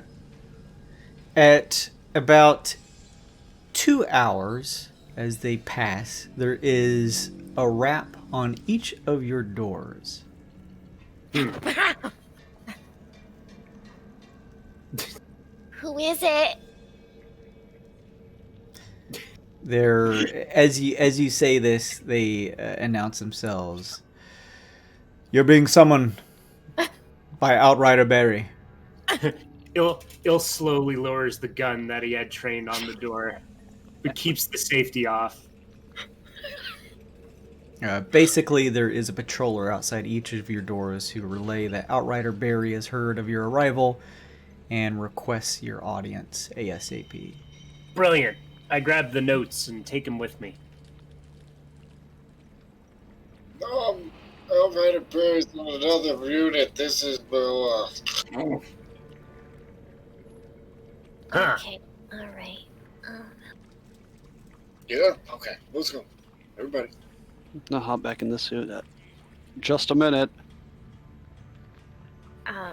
I'm gonna leave you here. You watch the room. Here's your blankie. I'm gonna put it over the statue. We'll be back. Alright, goodbye. You should be safe here. Get you all better, big guy. Okay, bye-bye. You all each collectively leave your rooms and begin to head up to Outrider Barry's. Crude actually would have stayed behind with the crew to at least get the ship anchored. So now you're not sure where the hell he is. Huh. As you guys head up a few levels, you find yourself at a set of double doors that you know leads into the larger office of Outrider Barry. The two elves standing at attention nod to you, and both of them collectively push open the doors and usher you into his office. You see Barry looking through a couple notes and looking over his war table and sits back down. Come in. Sure. You all come in and have a seat. Barry says, I would appreciate it when you arrive from a mission that you debrief me as quickly as possible going forward. I was able to get a little bit of an idea that you had arrived. Well, next time see me in person, he says, and he throws a little nod over to what looks like a piece of what looks like a bat wing over in the corner of the room. Shut that shit. Yeah, I'm not used to being the first one that does the contact. I'll keep that in mind for the next one. Very good. So, I will allow you all to rest, but first, I would like to be debriefed. If I'm thinking of this, but okay. Do you want to dance first, or do we just get straight into it? You hear the slow creaking of his chair as he just straightens himself and says nothing. Well, so what we found is a lot of stuff. You see, we went out and we found the what did they call it? The graveyard. We found the graveyard. Turned out the. I'll give him a debriefing of all the stuff. Okay. You essentially tell him most everything. Yeah. Something I guess better. The highlights would be we tell him everything that happened in the graveyard. What do you not tell him would be probably a better question to ask. We probably don't tell him about taking Crude, maybe meeting them. or at least finding him on the ship and then getting directions from him, Gotcha. but not telling him that we brought him with. Make a deception Tell check. him, and Oh, then not God. tell him about the cha-chow. Bank one of those down. Nice. And then also not telling him about The pirate girl. yeah, so like I told everybody that we didn't even take the extra The Mind Spider ship. the Spider. Mind Spider ship. Okay. Yeah, So I then always just want to call them Neo Gokyo ships. just one deception check then, as you admitted that you did not take. Okay.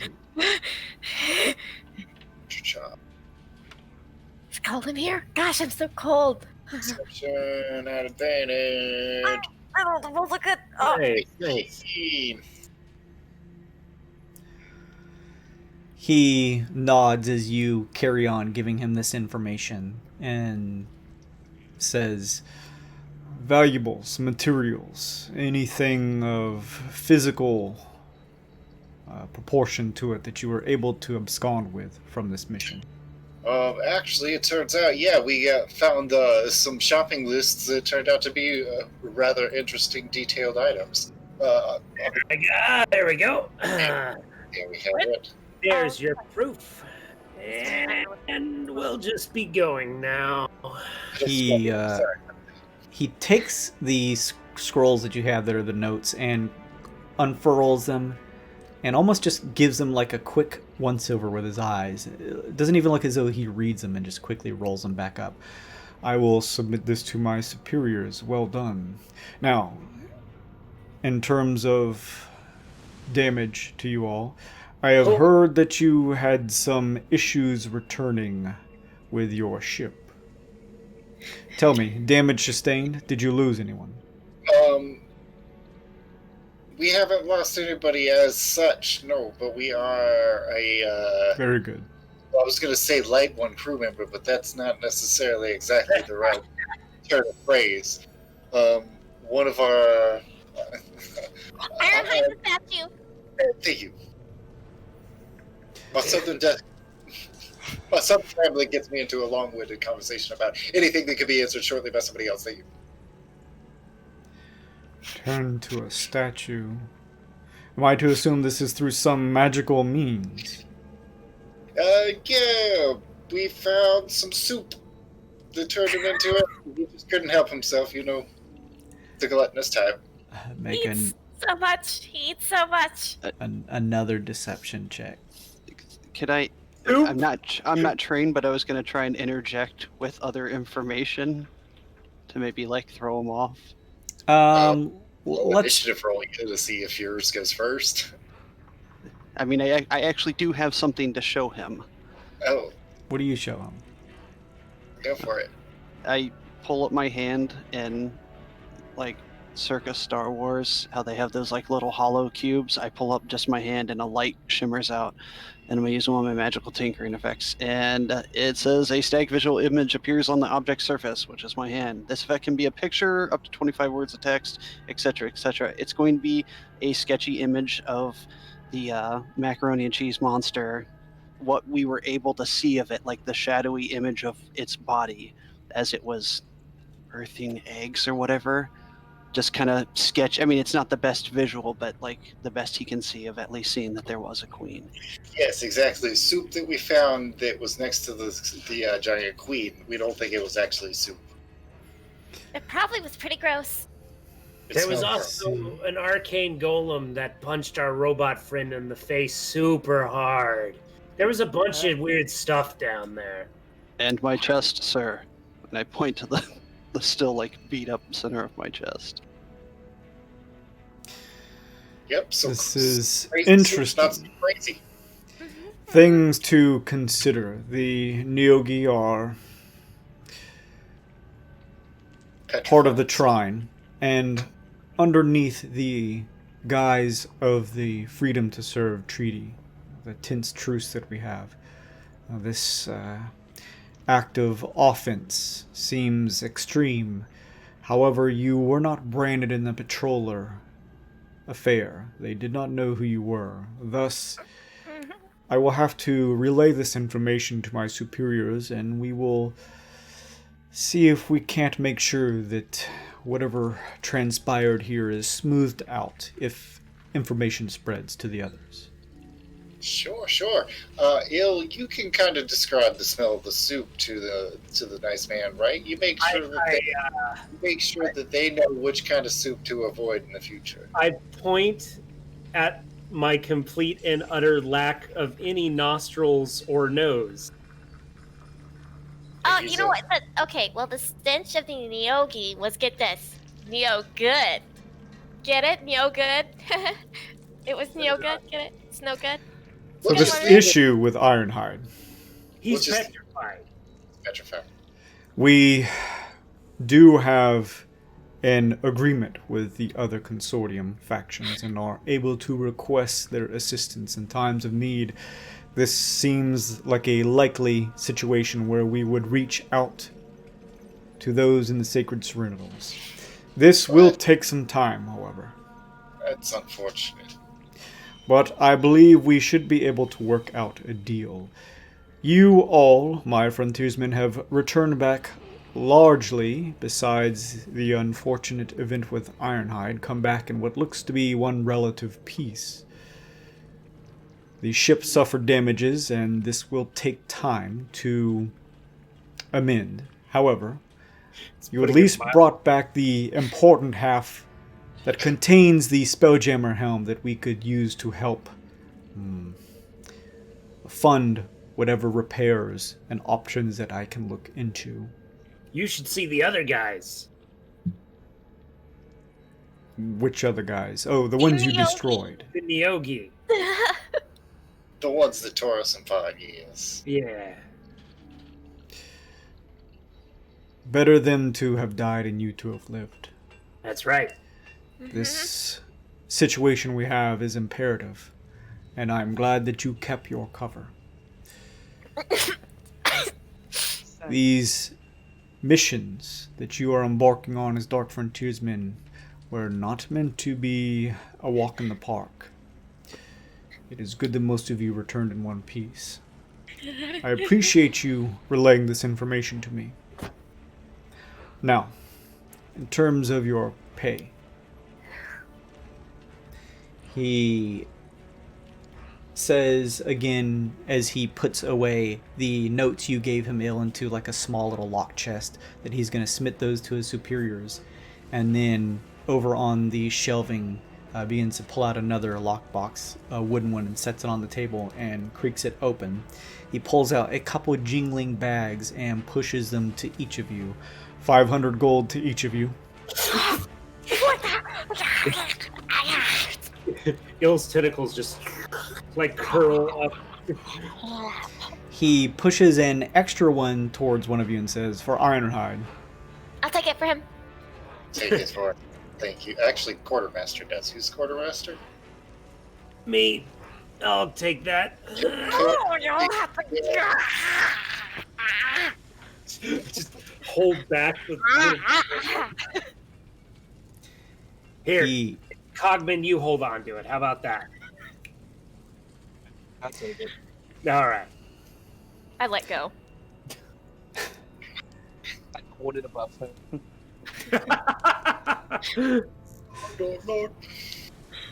He begins to pull out a stack of tickets.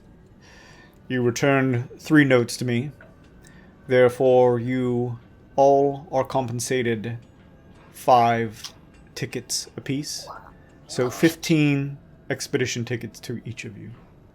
Whoa. Whoa, we each get 15? That's correct. That's awful generous, Barry. Thanks. Days a lot of tickets. These are the rewards that I was recommended by my superiors to reward to you. You deserve them. Thank you, sir. We do deserve them, don't we, Bull? Yeah. I was writing something. He Oh. looks over what looks to be sort of like a couple of scrolls with some notes and says, We have a R&D department down on the lower levels. I would ask for you to go meet with a gift gentleman by the name of Ulysses.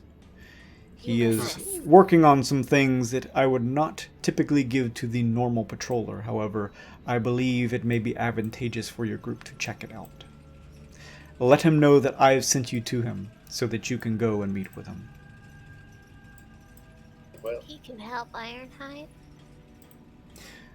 No, this is for a separate matter that may come in handy on future missions. Do you know how we can help Ironhide? yes, if we could exchange our favor, would be surely got from all. And expediting that would be excellent. That will be taken care of in time. There is no other proper way to handle this other than to send word to the Serenitals so that they can provide either some magical means, perhaps some type of magic themselves, but this will take some time. Scoria is located in an interesting position in Twixt space. We can trust that the Serenitals will look into it. Now that all of those affairs are over with, let us talk about the future of you frontiersmen. This information will need to be submitted to my superiors, along with the issues dealing with Ironhide and working on a ship for you all. Prepare for things to take some time. I am going to keep you deployed here at this Scoria fob. I am, for the time being, going to disperse this team, keeping you all running on standard survey ops until further notified. Sweet. Well enough. When the time comes, and I hear word about the preceding events and the issues you have run into, and a remedy for them, I will make sure to send word to you all. Until then, you will have your orders from your alternate officers that I will deploy to you this following day. Until then, get some rest. Meet with Ulysses down at the R&D level and use the rewards I've given you to make sure that you are well equipped should the time come when I call on you again. This is great. I love my job. Very well. Thank you, Yes. sir. Of course. If there's nothing else, he says, and he waves a hand towards the doors that are now opening with the two Bye. L's. Yes, very good. Goodbye. You guys head out of the room. As you step out, the doors behind you are closed by the two elf patrollers. See, that went great. Mission accomplished. Emma's like running back on all fours to her room. She doesn't want to be a part of this anymore. She's We too had much info stress. for them, just what they need. Oh, I need 100 drinks or two. Anybody else? Yes, Captain. I'm confused by that answer. Yes, Hill? Sure. Excellent. I want to spend these tickets. Let's go. You guys have That would make tickets. You have a meeting with a gift named Ulysses down on the lower levels. You have gold. Is it early morning or still middle of the night? You guys have no idea. You're tired. Oh, okay. Let's actually. I think I'm gonna turn in. Let's regroup tomorrow, huh? What are you going to turn into? I turn into a minotaur before his very eyes. I cast disguise self. A minotaur. Good night. And it's just clonk, God. clonk, clonk, back to my room. Well, I'm still gonna go get shit-faced if anybody else.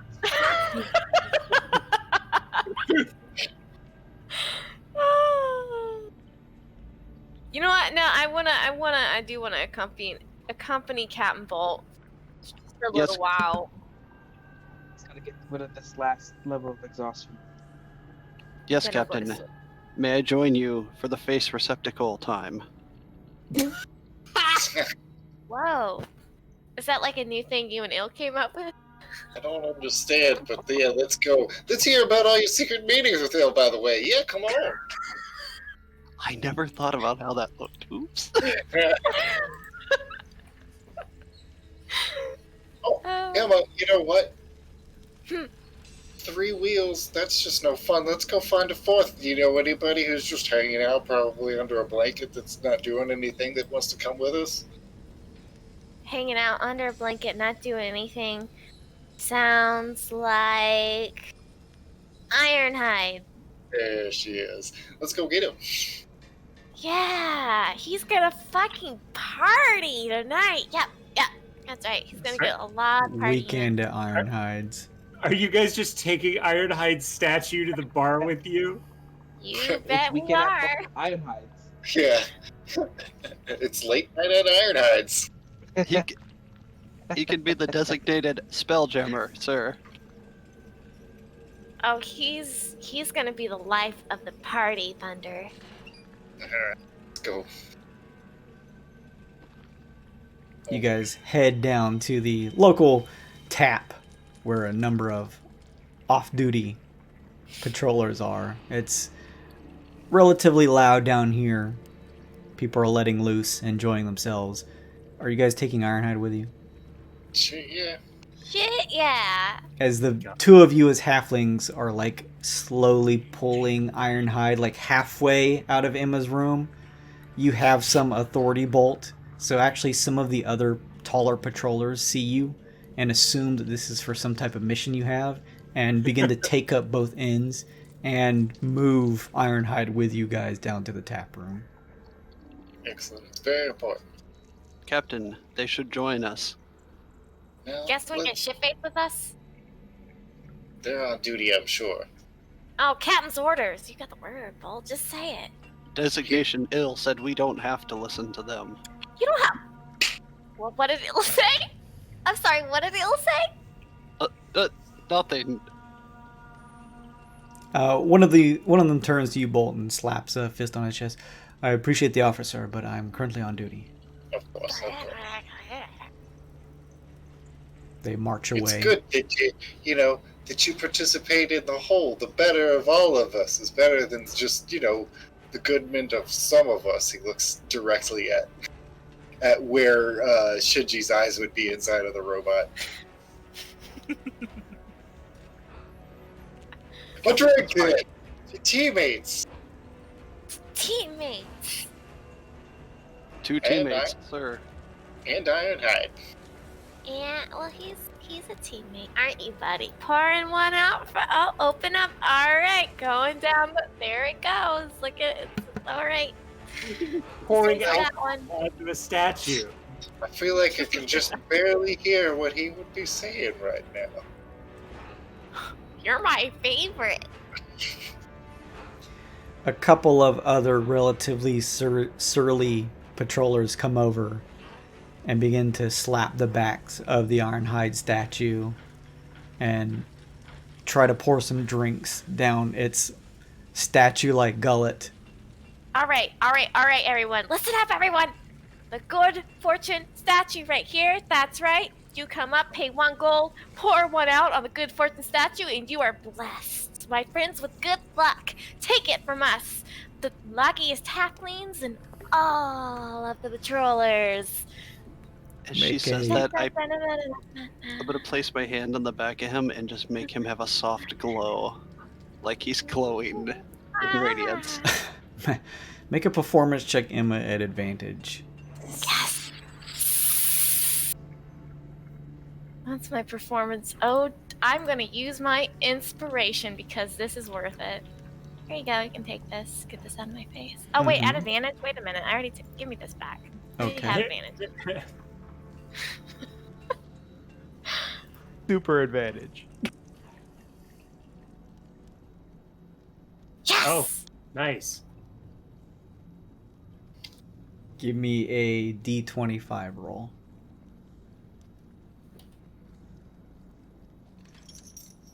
Oh, okay. Roll 1d25.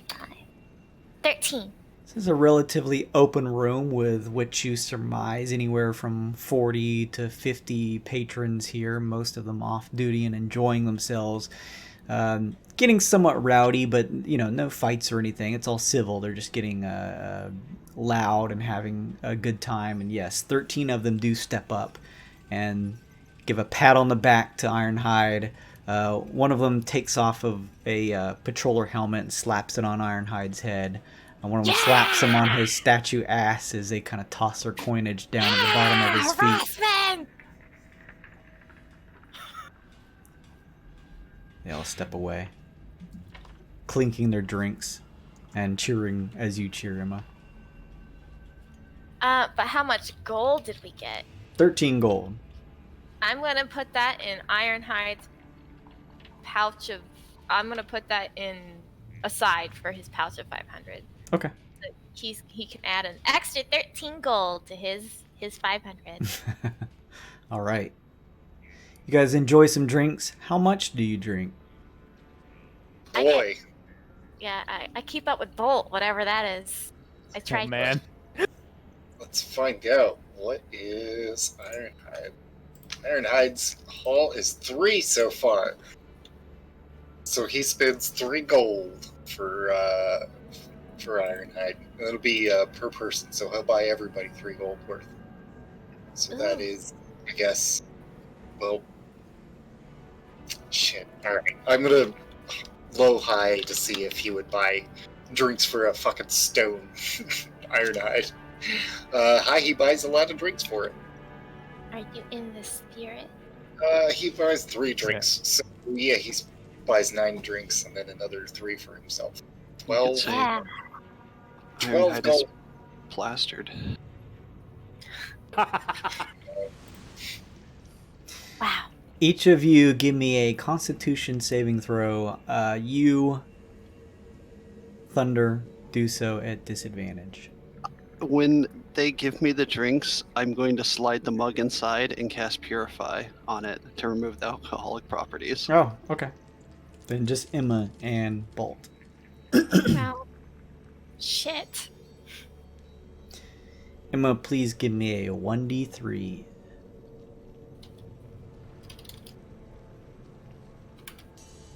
Two. Emma, you get a little tipsy. You do as well, Bolt. You notice Emma has quite what looks to be a pleasant buzz about her. Your passive perception also drops by 5, Emma, as you are clearly enjoying yourself, maybe falling a little bit behind Bolt, but not by a whole lot. Passive perception. More like, what even is that? Am I right? I think it's your passive perception.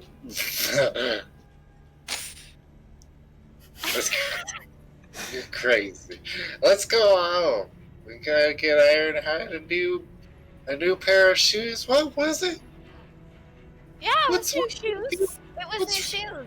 What's wrong with you, Ironhide? Why are you so quiet? Oh, shh, don't cry, Ironhide. Shh, don't cry. It's okay. You just drink more and it goes away. It's totally okay. Keep losing you. Why are you saying? Emma's now going to curl up in the corner. Of this tap room. All right. Yeah. Emma curls up in the corner of the tap room here and kind of just passes out. This is glorious. Show me the way to go home. Shinji, get in.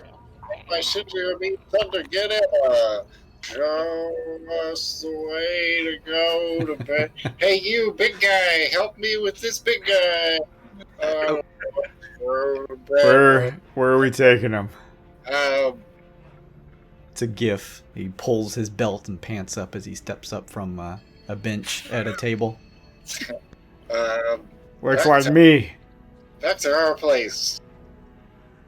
We're All gonna right. go to bed.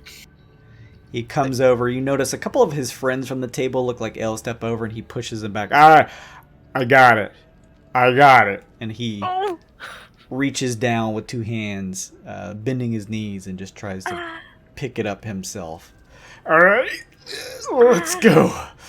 Much heavier than me, surprisingly. He's a good. He's I couldn't think of something, so I just threw up. I want to pat the captain on the back and cast Lesser Restoration and see if I can remove part of the poison condition from the intoxication out of him. Maybe so he's just a wee less drunk. Bolt, the pleasant feeling of being drunk fades from you, and you have to deal with the world completely aware of all of your senses and perceptions. I'm aware of my mistakes and how much they hurt me. There's a very drunk Gif who is teetering back and forth, carrying Ironhide statue, and begins to take 1 step, 2 step up a long flight of stairs. Oh my god. Okay. Well, that looks So like great. a bad idea. So, thanks, bud. Here. And he gives him 3 gold. He's like, don't forget. I forgot. Oh, all right. I'm putting this guy down. Yeah, appreciate it, buddy. You're a good man. All right. Switch. But then I look at Ironhide. I look at her and I say, switch with me. Push Ironhide at Thunder instead. Okay. It looks as though he's about to just sort of like toss the statue down to the ground, but you're able to like push him enough to turn him towards Thunder, and he a little bit more gracefully teeters it towards the arches it his way so that Thunder can get aside, and then drops his to the ground. He grabs the gold. Thanks, buddy. I appreciate it. Sure, buddy. No problem, buddy. You take it easy, buddy. Yeah, you got it, buddy. Yeah, buddy. So you guys collectively, because there's no time limit, are able to shift Ironhide statue back up the stairs. Similarly, Bolt, because of your position, there is the occasional patroller who comes over who is not intoxicated and lends a helping hand, asking where you need to move this statue. Oh, that's great because my body only helps power the suit. My strength is -1 and my athletics is -1, so I was just literally dragging him down the hall by his heels, scraping him across the metal surface. Bolt, as big as Thunder is, or as big as Shinji is in his armor, he seems to have a harder time moving this thing than even you. I don't even passively perceive that, so I don't even know what you're talking about. I get that, but Bolt doesn't. You guys are able to collectively make it back to your rooms in one piece, sans Emma, and everyone can spend an 8-hour rest. The time is weird here. Time is weird in Wild Space in general. There is a day-night system here on Scoria, but it's less meaningful because you guys have been traveling in Wild Space, so you kind of have your own rhythm. So you just sleep when you're tired, and wake up after 8 hours feeling refreshed. Everyone besides Ironhide, who is still a statue. Boy. Good night's rest. Emma, you awaken surprisingly in your room Oh, with a little bit of a headache, but otherwise you feel fine. oh, wow. Look at my hair. Drunk hair looks great. Bolt I don't would even have have, to brush it. She should probably brush it. Bolt would have positioned it so it looked like Ironhide was peeping on her the whole night. Oh, So she wakes up and he's... All right, Ironhide. I see you. I see what you're doing. Thanks for bringing me upstairs and putting me in bed. That was real nice, Ironhide. All right, cool talk. Bye, bro. Is his face just still like frozen in like anger and rage? Oh yeah, he's like mid-combat. Probably just positioned at the end of Emma's bed to lock eyes with her as soon as she awakes from Bolt setting He's him got a up. blanket like half over one eye, so it looks like he's just like, ooh. Oh, holy shit. All right. It's fine. As you guys begin to wake up and gather your things, you notice that there has been a scroll slipped under your doors. As you unfurl it and read it, it is from Barry, and he mentions your respective officers that you're to meet with. Player knowledge, they are different people, so it seems as though you guys are not going to always be working together from here on, doing your standard survey ops, which you guys would know, you've done these before, much less dangerous than the fair that you went on here just recently as a frontiersman. So you don your patroller outfits, no longer having to keep them a secret. The notes written to you by Barry also mention, though, that he's going to give you a 24-hour reprieve, so this whole day is all for you.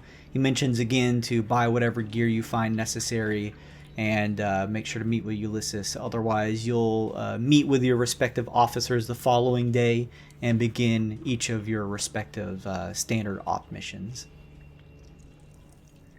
You're gonna take care of that, right, Pops? I got shopping to do. Yeah, I guess I suppose I could, yeah. What, All we have right. to meet Eucalyptus, right? We have to meet some guy named Eucalyptus. Yeah. Yeah. Yeah, that was very close to right, yes. Okay. So what do you guys do? What can I get with my tickets? Sure. You, under the rules, can do these things with your tickets. Trade them for coin.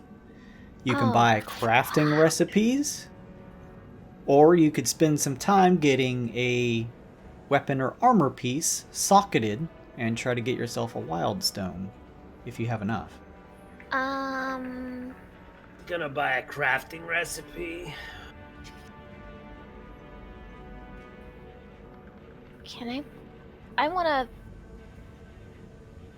engrave a single socket into an armor, into my armor. Which, do I have armor?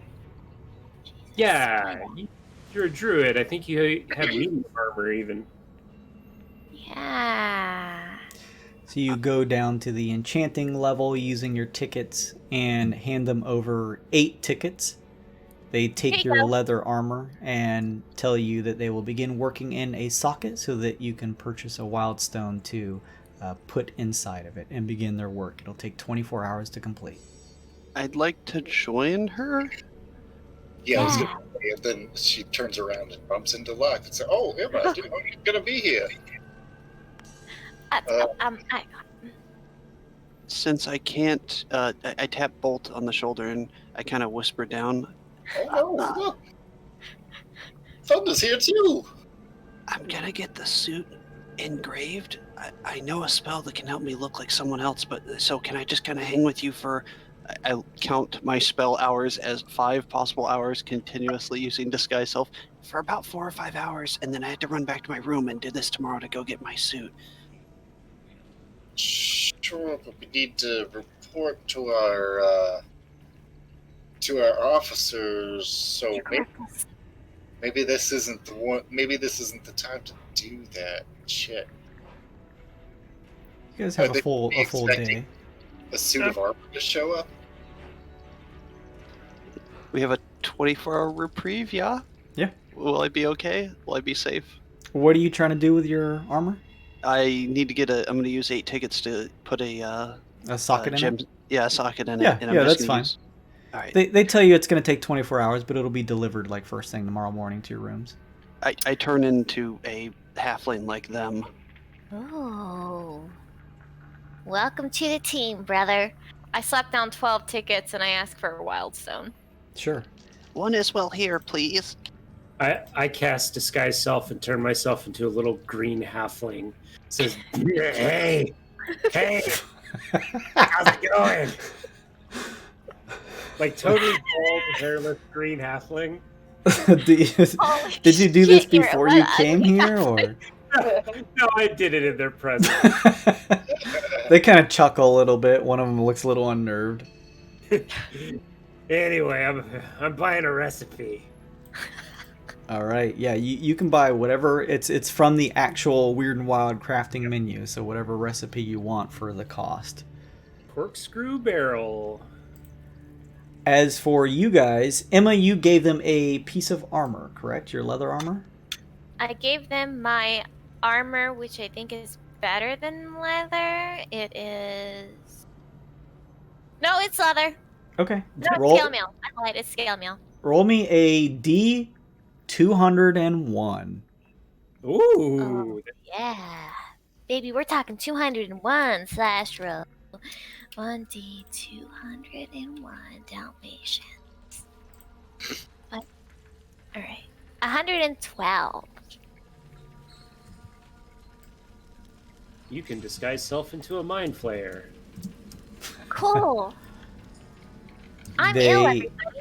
You get a Wildstone gem, and because it is coming, this is part of the services here at the Patroller base. They are able to already know the properties, so you don't have to worry about that. They give you the Wildstone, and it is a Wildstone of Alarming. What does that mean?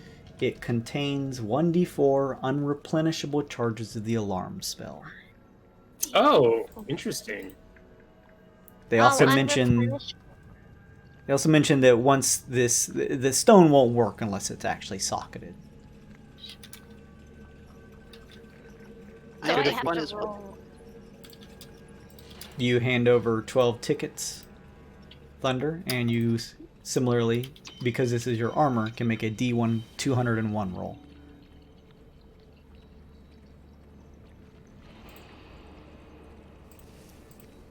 $134. 134. You know what? I don't have a socket, but I'm gonna buy one too. Just so we have an extra one. Nice, nice. Are you buying one for weapon or for armor? They seem to be specific. Get for armor. Get for armor. Psst, trick me. Get for armor. Psst. You want this alarm one? Were you asking me or Ill? Thunder, they give you a Wildstone set for your armor, and it turns out to be a Wildstone of Drunkards. Once socketed, the bearer always knows the direction to the closest alcoholic beverage. Give me that one. Give me that one. Well, I mean, it seems like something the boss would use. You would use it. Emma. Yeah. Would you give it like to me. trade me for... I just hand her the stone and take the stone while Yeah. Here you go. This one is probably really useful for you, and I'm gonna take this one and probably put it to good use myself. I'm so excited to have an alarm stone. I'm gonna roll on a weapon, Okay. weapon stone, and just hold on to it until we can socket it in something. Yeah, you guys can have as many as you want, and just know that they do not take effect until they're socketed. So for a weapon, please give me a D175 roll.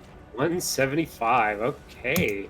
Oh no, that's not right. Sorry. 175. Your weapon gains an attitude. Get your kicks. On roll 66. Oh, shit.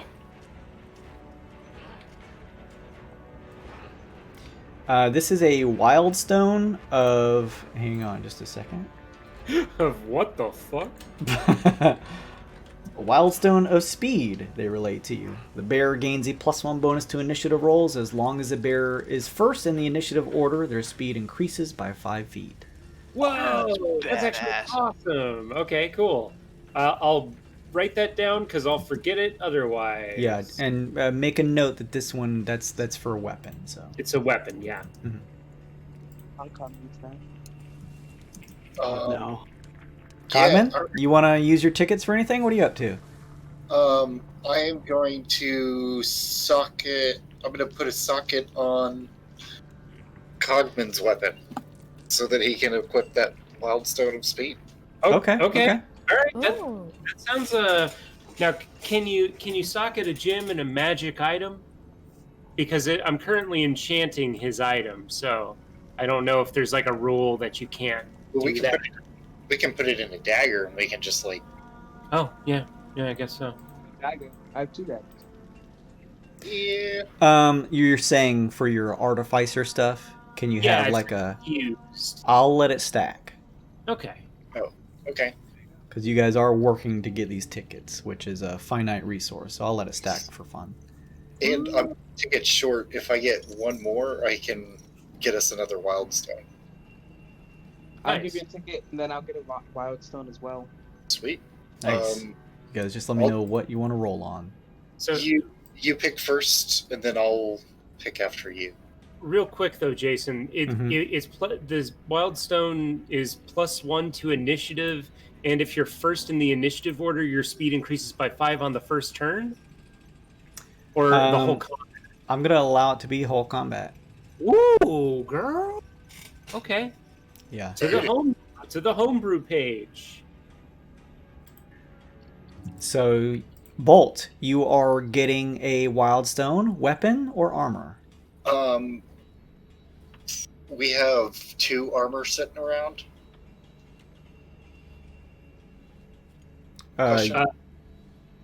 You mean just two? You guys can buy them if you don't. You have access to all the shopping here. Well, no, we have 2 of the weapon Stones. armor Wildstones sitting around. Is that right? We have Uh-huh. Okay. And then 1 of the weapons. Mm-hmm. I'll do another armor because I think we've got 3 people socketing armor. In that case, give me a D201 roll, please. It was the alarm, the drunkard, and the initiative one, the speed one. Mm-hmm. Two armors, 1 weapon, and this is a 3rd armor. Yeah. That's 99. Let me scroll down here. If we've got more, then we have options after. This Wildstone they relate to you is a Wildstone of the Veil. Hang on just a second. Hey, Jason, do our socketed things need attunement? They do require attunement. Okay. So that's the only drawback.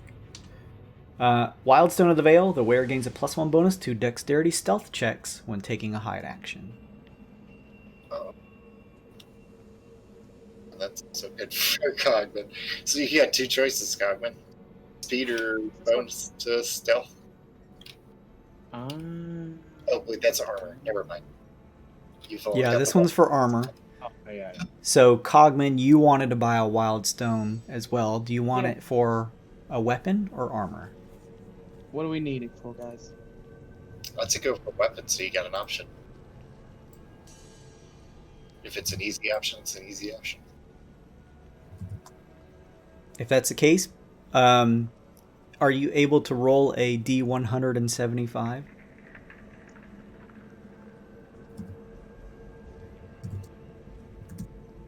Let's see.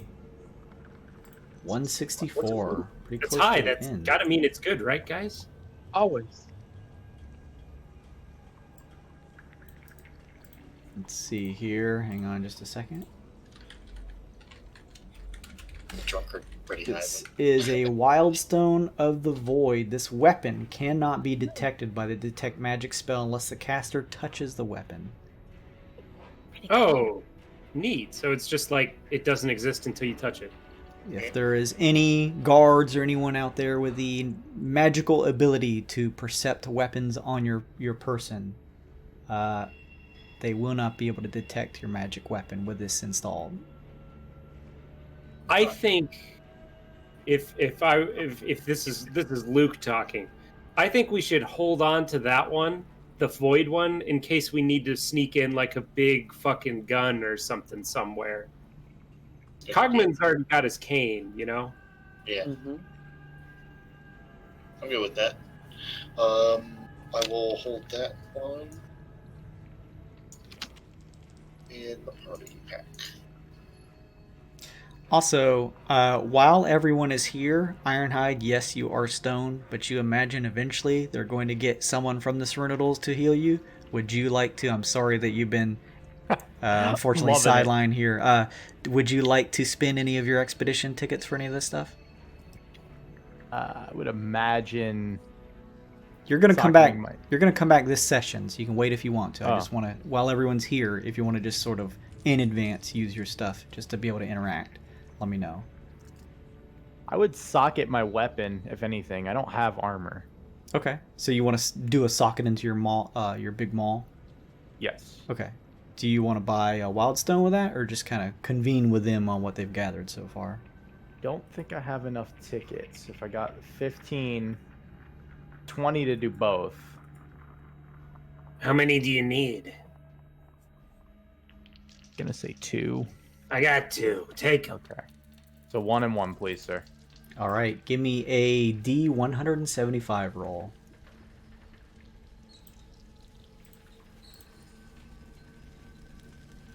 5-7. 57. 57.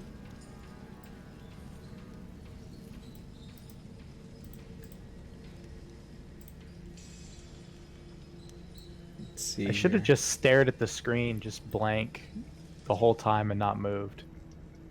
Really RP. That would have been pretty funny. All right, hang on just a second. Let me punch this in here. This is a Wildstone of Intertwined Fates. Once per short rest, when the bearer crits with this weapon, they gain inspiration. Whoa! Uh, That's good! That's Cogman. That's pretty awesome. Wait, Oh, wait, no. Actually, no, he's got reckless attack. Give it to the guy with reckless attack. Yeah. Such a legend. oh, shit. Pretty cool. I don't know if you saw, Kevin. I don't know if you have access to your Cogman sheet right now, but I added an item for your cane that'll like work on your character sheet.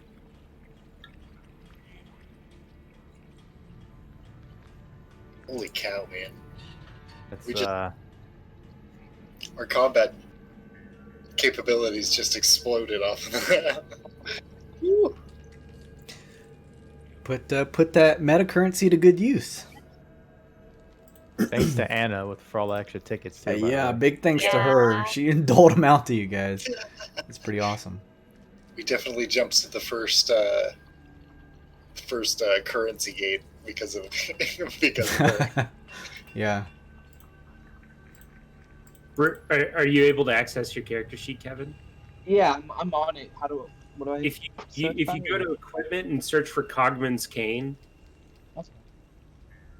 it should have both your +1 from Mills and Fusion and the Wildstone in it. Nice. Thank you for doing that. That's helpful. And just remember, you have to attune to it. It won't work until you attune to it.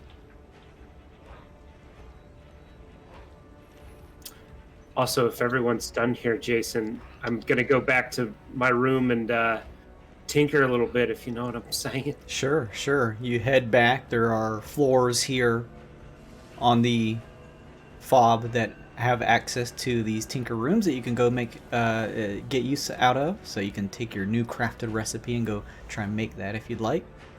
Yeah. Anybody else want to do anything? Now that you guys have turned in your gear and stuff like that, got some Wildstones?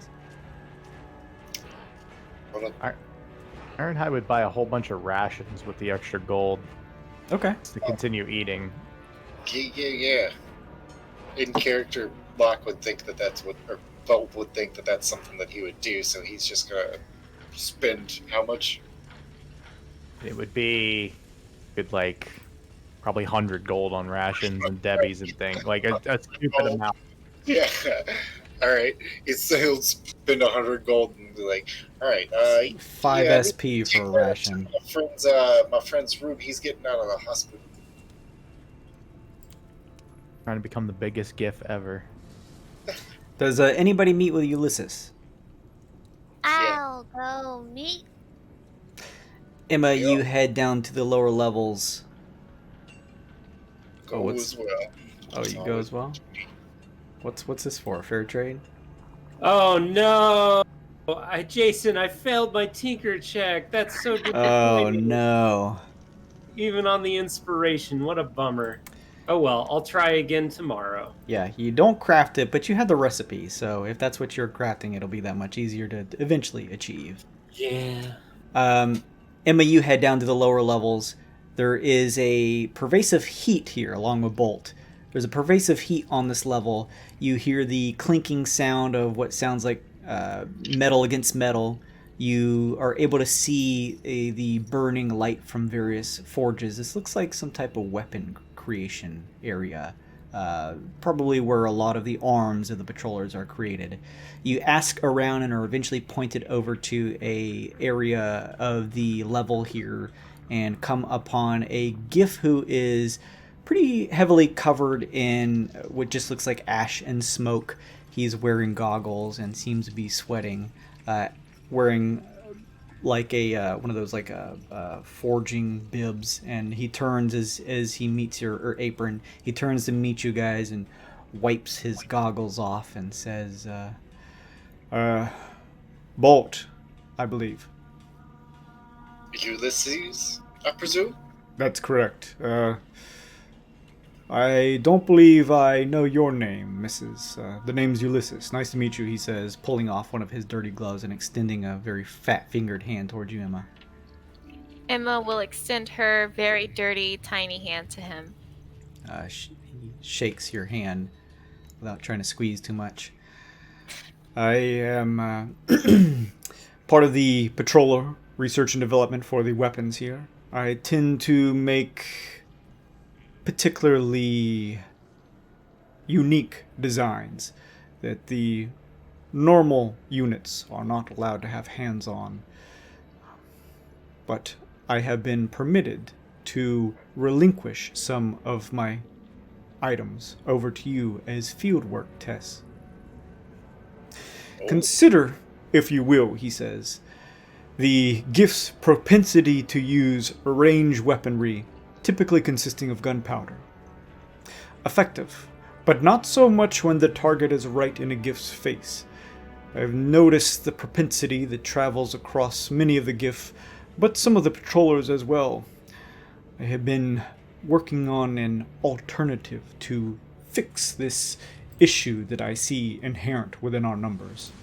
I believe I may have come up with a bit of a solution, he says. Oh, what's your Yes, I'm very interested to hear. May I have joined them at following them? Is that okay? Sure, you're there too. Okay. He steps over to one of his tables and pops open some of the trunks that are nearby and pulls out an interesting looking weapon and comes over and sets it on the table. And he says, for any of your team to use, I call it the Blast and Slash, he says. And you see this item ahead of you. What the heck? First, a rudimentary rifle. This item has been modified and mounted with an axe head that seems to be made from scrap metal. Remnants of oak wood on the handle and firing mechanism are all that is left from the original rifle. The result is a magical axe blunderbuss hybrid that can only be used at point blank due to the poor precision and limited blast power. Oh my, I can think of one man that could use this. I will take this. He is going to have one hell of a day. Amazing. Gets a +1 bonus to attack and damage rolls. It is considered magical. 1d8 damage slashing. If you're holding it with two hands, 1d10. And point blank blast. Once per short rest when you hit a creature, you can activate the backfiring mechanism and deal 5d4 piercing damage to the creature. The creature then has to make a con save or suffer severe burns for a minute, meaning at the start of each of their turns, if they don't make the con save again, they take 1d6 fire damage. This is like a bloodborne weapon. This is beautiful. The Blast and Slash. The big old BS. What it is. As you guys kind of pick it up and study it, he says, I hope you make good use of it. It took me some time to work out the finer bits of this one. It's not going to blow up. He looks for a second and says, handle it carefully. Oh, okay, alright. It might blow up. Chances are that it might explode then. Great. We won't tell. I mean, we could probably tell him that. That's amazing, sir. Holy cow. He stares over at the robot, talking like a child. and So- just Yes. nods. I'm a halfling today. Oh, that's right. You're right. I'm so excited to see this thing work. Oh, can't wait. All right. Anything else? Not that I'm greedy, but do you have anything else? Anything else? That's all I have been permitted to allow you to have at this point. I have some other things in the works, though it will take me some time. I also have to cut out time for these particular projects, among my other works in forging normal weaponry for the troops. Well, I can tell you that this will not go wasted, and we will report back to you how it works. This is an amazing bit of kit. And, I would love to hear the results of the field tests, sir, he says, with a grin. Sure. I'm just looking over my inventory to see if there's anything I can give you that might inspire you. I don't think that there is, but I've delayed long enough. Continue. You can find that in your party belongings in the info, the journal tab. If you guys need to look that up again. Wow. Do you need any other materials or anything to make anything else like that, sir? He turns and says, "Nope. So far things are good here, at least on Scoria. I have everything I require." Oh, wow. You do great work. Even that giant robot you made, he looks awesome. He raises an eyebrow and looks around. What? Oh, the big giant steel one with the blue laser eye thing walking around. Oh man, I heard he was out there and he beating up everybody with Captain Bolt here. I hear he eats children. Oh man, that's terrifying. Yeah. I have no idea what you're talking about, but it sounds like something I would like to make. Champion, I appreciate everything you do. If you don't mind, I'm going to take these young people elsewhere. Goodbye. Very well, he says. You guys leave this area with the blast and slash in hand. I swear to Christ, if you cousin just... Campbell! Not Campbell! What's wrong? You're turning red. No ice cream. Oh. Okay, ice cream. Oh. It's got the same. I give him a gold piece and say, "All right, you can have a drink. I'm sorry I took the intoxication away from you. I wanted you to feel better, boss." Thanks, Captain, sir. Is there anything else you guys would like to do for the final off-duty day you guys have? Try crafting again after I get a load of that fucking blast and slash. I'm gonna nerd out over that, but then I'll get back to work. I bet it inspires you so much. Yeah. You know what? I think that the design of this barrel is just the windfall I needed. In fact, Makes something with fire guidance. I said, in fact, that's better. Folks, I only needed to roll a 4 on a d20, and my rolls were a 3, a 2, and a 2, and I literally had to use the Bardic Inspiration to finish it. Seeing the blast and slash gave you a little pep in your step, and you're able to finish. What'd you make? I made a corkscrew barrel for my Executive Magnum. It increases its damage by 2. Sick. And I also needed to buy a pearl for the Identify spell. I do that at some point in the day. Sure. Yeah, you guys have access to all of the standard Pioneer Quagga shopping. Keep that in mind. Is there any shop I could toss 100 gold at just to get any sort of gem for the future for using a spell infusion to make a homunculus? Yes, I'll say that you can find one on here. Same place I bought the pearl, probably. Yeah. Awesome. A sky blue aquamarine, if possible. Sure. They have that. Thank you. So you guys finish those things. At the end of the day, you are happy with the items you're able to procure. And some of you may feel a bit of a relief knowing that while you're still working for the patrollers, these next couple of missions will be standard survey ops, which you've been on before. They're mostly just scouting. Nothing too terrible. A lot of times it's to the same safe areas you've been before, just sort of policing the area or providing help to those in need, bringing goods and trade to, and maybe defenses to certain areas in the Twixt that need it. And you guys begin this time begins to pass. A day passes. Another day. A week. Ooh. Now, a month has passed. Whoa. Ooh. Is there anything within that month that you guys would have liked to have done? Because within that month, you would have certainly at some point gotten a couple different days of off-duty time. It's also at this point, before you guys say that I'm going to go ahead and say that a serenadal is brought to the fob. And as you gather together with a bit of magic, Ironhide, Oh yeah. you feel as if you're waking up from a deep sleep in which you slept just with your neck and body in the wrong spot. You feel very your body is extremely sore and it's tense, but you feel as though you're coming to your senses. The last thing you remember was being mid-combat with a creature with many eye stalks and a nasty pirate captain. And now you find yourself in a room with various other of your teammates here standing and staring at you.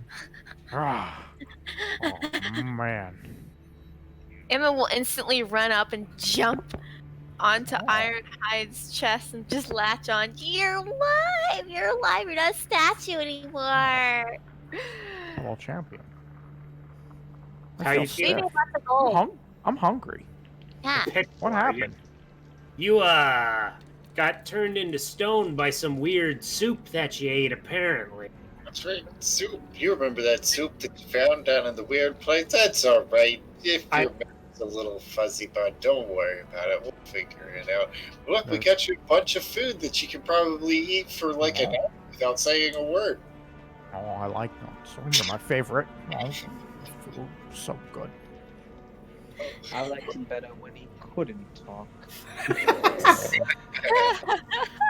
At this point, we'll sit you on this little wheelchair. We'll get you out of here and away from these people so they can't hear what we have to explain to you. It'll be a great day. I like this. I don't have to walk. I can just eat. You should probably walk though. You've been like out for like not walking or just being a statue. I can walk and eat. Yeah.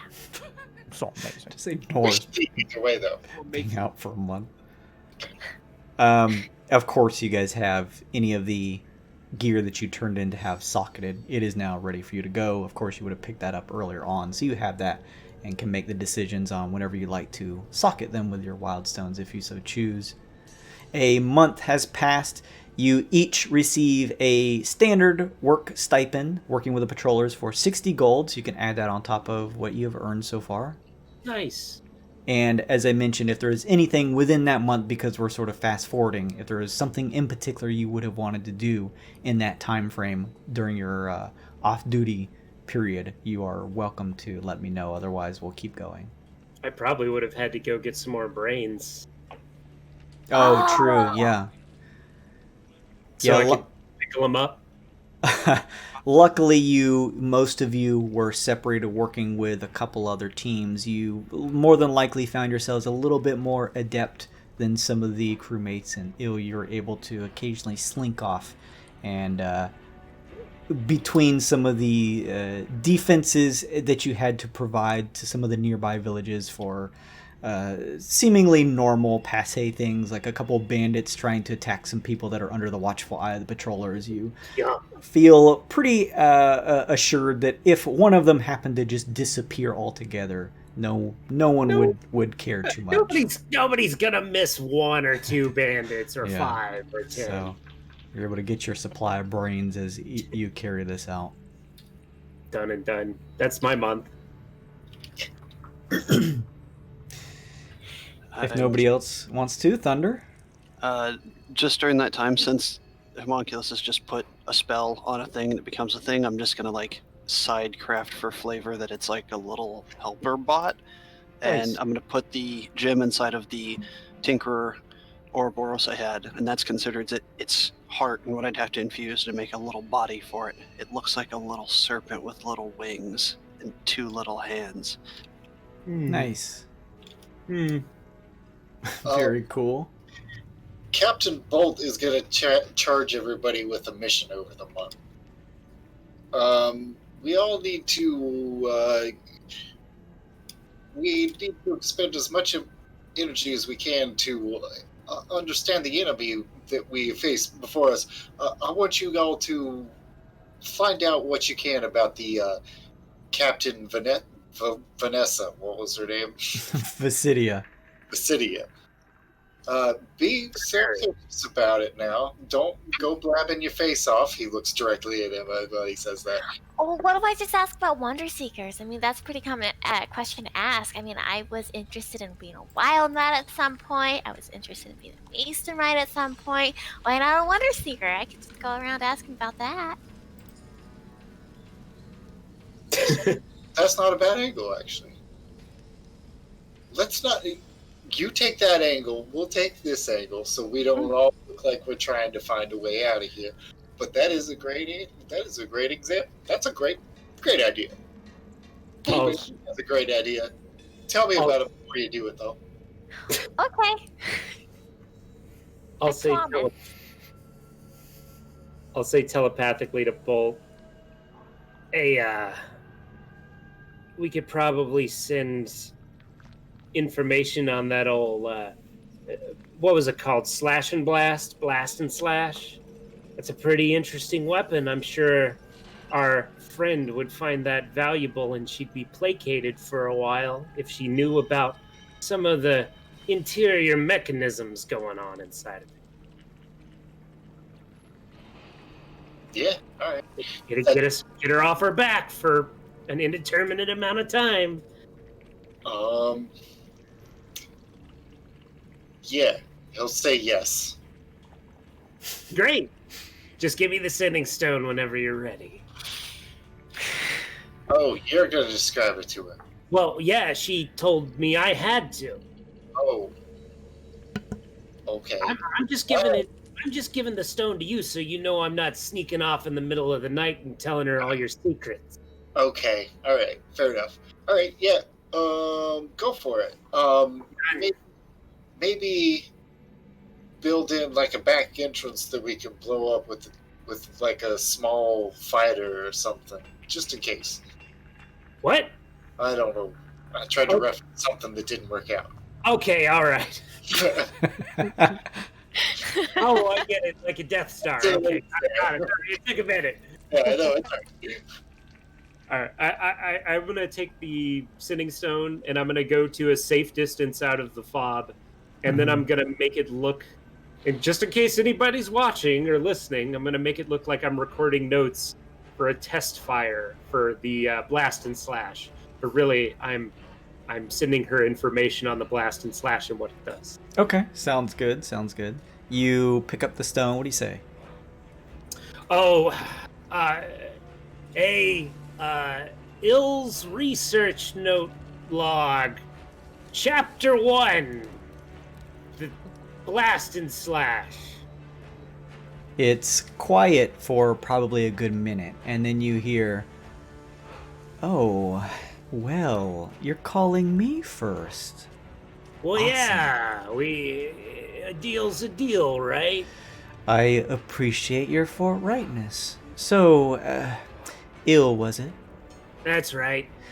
What tantalizing bit of information regarding, what was it, the patrollers you had for me? He goes back into the facade of recording research notes and hopes she picks up on it. Basically, he explains what the weapon does, what it is, how it functions, why it's effective. Like, things he would actually say as a gun nut, basically. Like, explaining how the mechanisms work and all that. She says at the end of this, unique. Probably one of a kind. Interesting. Perhaps I should arrange a meetup sometime so that we could parlay, Ill. Well, that sounds like a little bit too much excitement for 1 year. Why don't we cool our jets a little bit, and maybe sometime down the road, when we have something we might need from you, let's say. I kid. I couldn't reach you right now if I wanted to. However, I appreciate you letting me know. I will take you up on that offer at some point, Ill. In the meantime, all of you were very entertaining. Rare is it that I remember encounters with my frenemies. However, I still remember our battle very well. Take care of yourselves, and if you come across anything interesting, any juicy information, I would love to hear about it. Oh, I certainly will. Excellent. Well then, I'll be talking to you later, Il. Mm-hmm. End recording log. And I take it back to Bolt and I say, "We're frenemies."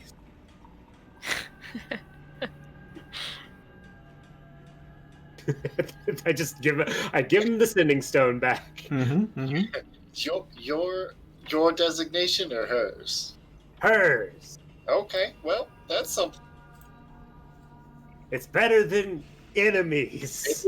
Exactly, friend better than enemies. Anyway. That's all. That's All all for that bit. In scene. See. All right, so at the end of the month, Bolt had at some point met with all of you as Ironhide is brought back to physical form and wanted to see if you guys could gather any info regarding Captain Visidia. Time continues to pass. And I know exactly how we'll do that. I'm going to buy a bunch of watermelons, and we're going to take Blast and Slash out there, and everybody's going to have a go on it and smash the watermelon, and then we're going to trade information about what we found out. Amazing. And barbecue. Yes! Barbecue! That actually sounds cool. Another month passes by. Wow. Dang. Not being a wild knot's great. You never had 2 months. Fucking controllers is the way to go. We got 2 months of leave. This is fantastic. Yeah, you guys still doing standard patroller work. Yeah. But nothing as dangerous as you guys would know player-wise as something We didn't have any robots teleport into our bedrooms in the middle of the night or anything. It's fantastic. Yeah, Did Ironhide turn into a monster when he saw a bunch of blood and try to murder us all? No. Gosh, this job's great. Those of you who wanted to go ahead, Cogman. Did anyone get an alien implanted into their stomach? Oh yeah. No, nothing here. As far as you guys know. Those of you who would like to see if you can gather information during this time on Captain Visidia, please make me an investigation check. I'm gonna use my thing, my card. I'll make a check as well. Okay. I'll give it a shot. It's not bad. I'm doing my own on the one that secrets. Yeah, I'll use my card as well. I've got old man hearing. I investigate, not so good. Actually, you know what? I'm going to investigate that beholder because he sounds like a pretty noteworthy guy. That beholder. Not often you see a beholder with an eye patch. Sure. Oh, god damn. We know everything. Pretty nice checks. Ironhide, with your investigation check as you ask around in between doing these standard survey ops and supply runs as per the normal job duties of the patrollers, you gather it seems like a couple different patrollers happen to know of a Captain Visidia. They tend to have some relatively bombastic stories that they tell about her. Some of them say that she was able to take over an entire dwarven Spelljammer forge, a complete fortress of them, and rule over them for 7 years. Another one tells the tale of how she single-handedly defeated 3 liches. Stories that seem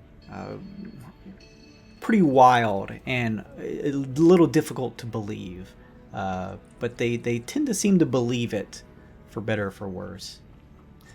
Emma, with your 19, were you trying to check on the Wonder Seeker aspect? Yeah. With a 19, you gather some information gearing it towards the moniker that she mentioned, that she's not just a pirate but a Wonder Seeker. And you're able to learn that Wonder Seekers are a special group that exists in wild space. They're a breed apart, a chaotic order whose members live to amuse themselves. They are dilettantes that dabble unpredictably in the affairs of others for personal satisfaction. The manner of their dabbling is likewise unpredictable, from providing information and help to backstabbing and artful torture. They can be friend in one encounter and deadly foe in the next. They are skilled in the arts of trade and thievery. Their lust for wild adventure and an innate wanderlust means that Wonder Seekers are often adept explorers. Through their activities, from what you gather, Emma, finally, you get the sense that because of all of their undertakings, they amass a good deal of magic and power over time.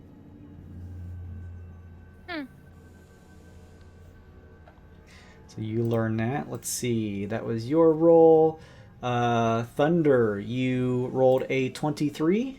That's pretty damn investigation. good. I'd like, knowing her name, I want to ask a bunch of people what they know of what she pilots or what kind of ship she has. Just anything I could know. Just at least the model, I guess. On that front, they tell you that although none of them have been able to confirm it themselves, as she typically has some form or ability to get where she needs to without having to show her ship out in the open, that there are unconfirmed reports that she pilots what is called a Viper ship, which, from what you hear with your check, is a personal favorite of a Wonder Seeker. It is exactly as they mention it, telling you that it is shaped in the general shape of a viper and is pretty mobile, pretty maneuverable, and is pretty good at staying out of sight when it needs to be.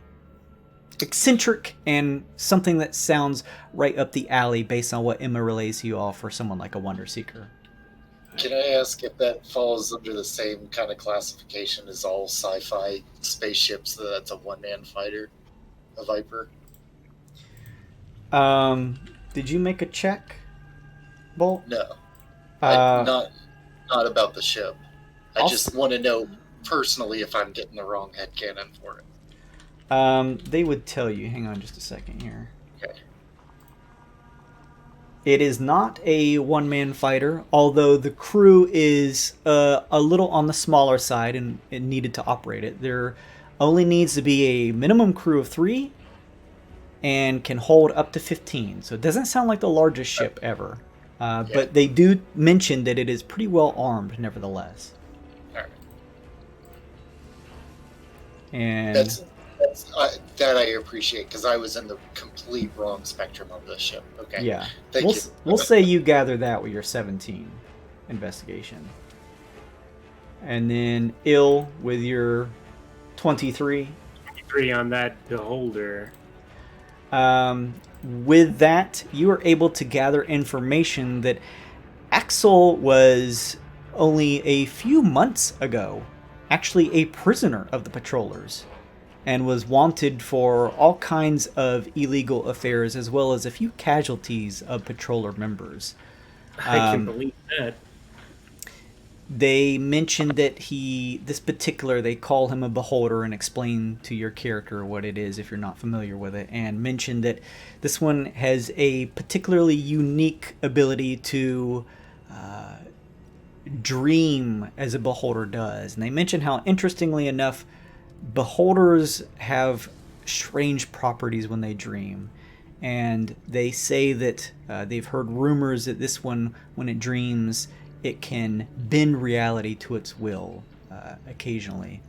They also tell you of the event that you guys experienced back in the first season of Weird and Wild, where Axel was a prisoner on a whale ship heading back to Aquaga so that he could be essentially given his arrest and sent to the Omega prison ring. But before doing so, the entire ship was attacked by a number of beholder ships, and he, from what they've heard, seemingly escaped, and they even surmise that it was perhaps his dreaming that may have called those beholders in the first place. But those are all unconfirmed rumors. Huh. Well, hope I never run into that guy, am I right? Yeah, none of them seem to make a mention that they suspect that he's still out there somewhere. Some are not sure, some think he died, others are like, we think he may have gotten away. But they don't seem to have, any of them have had a run-in with him since. Huh. Let's hope it stays that way.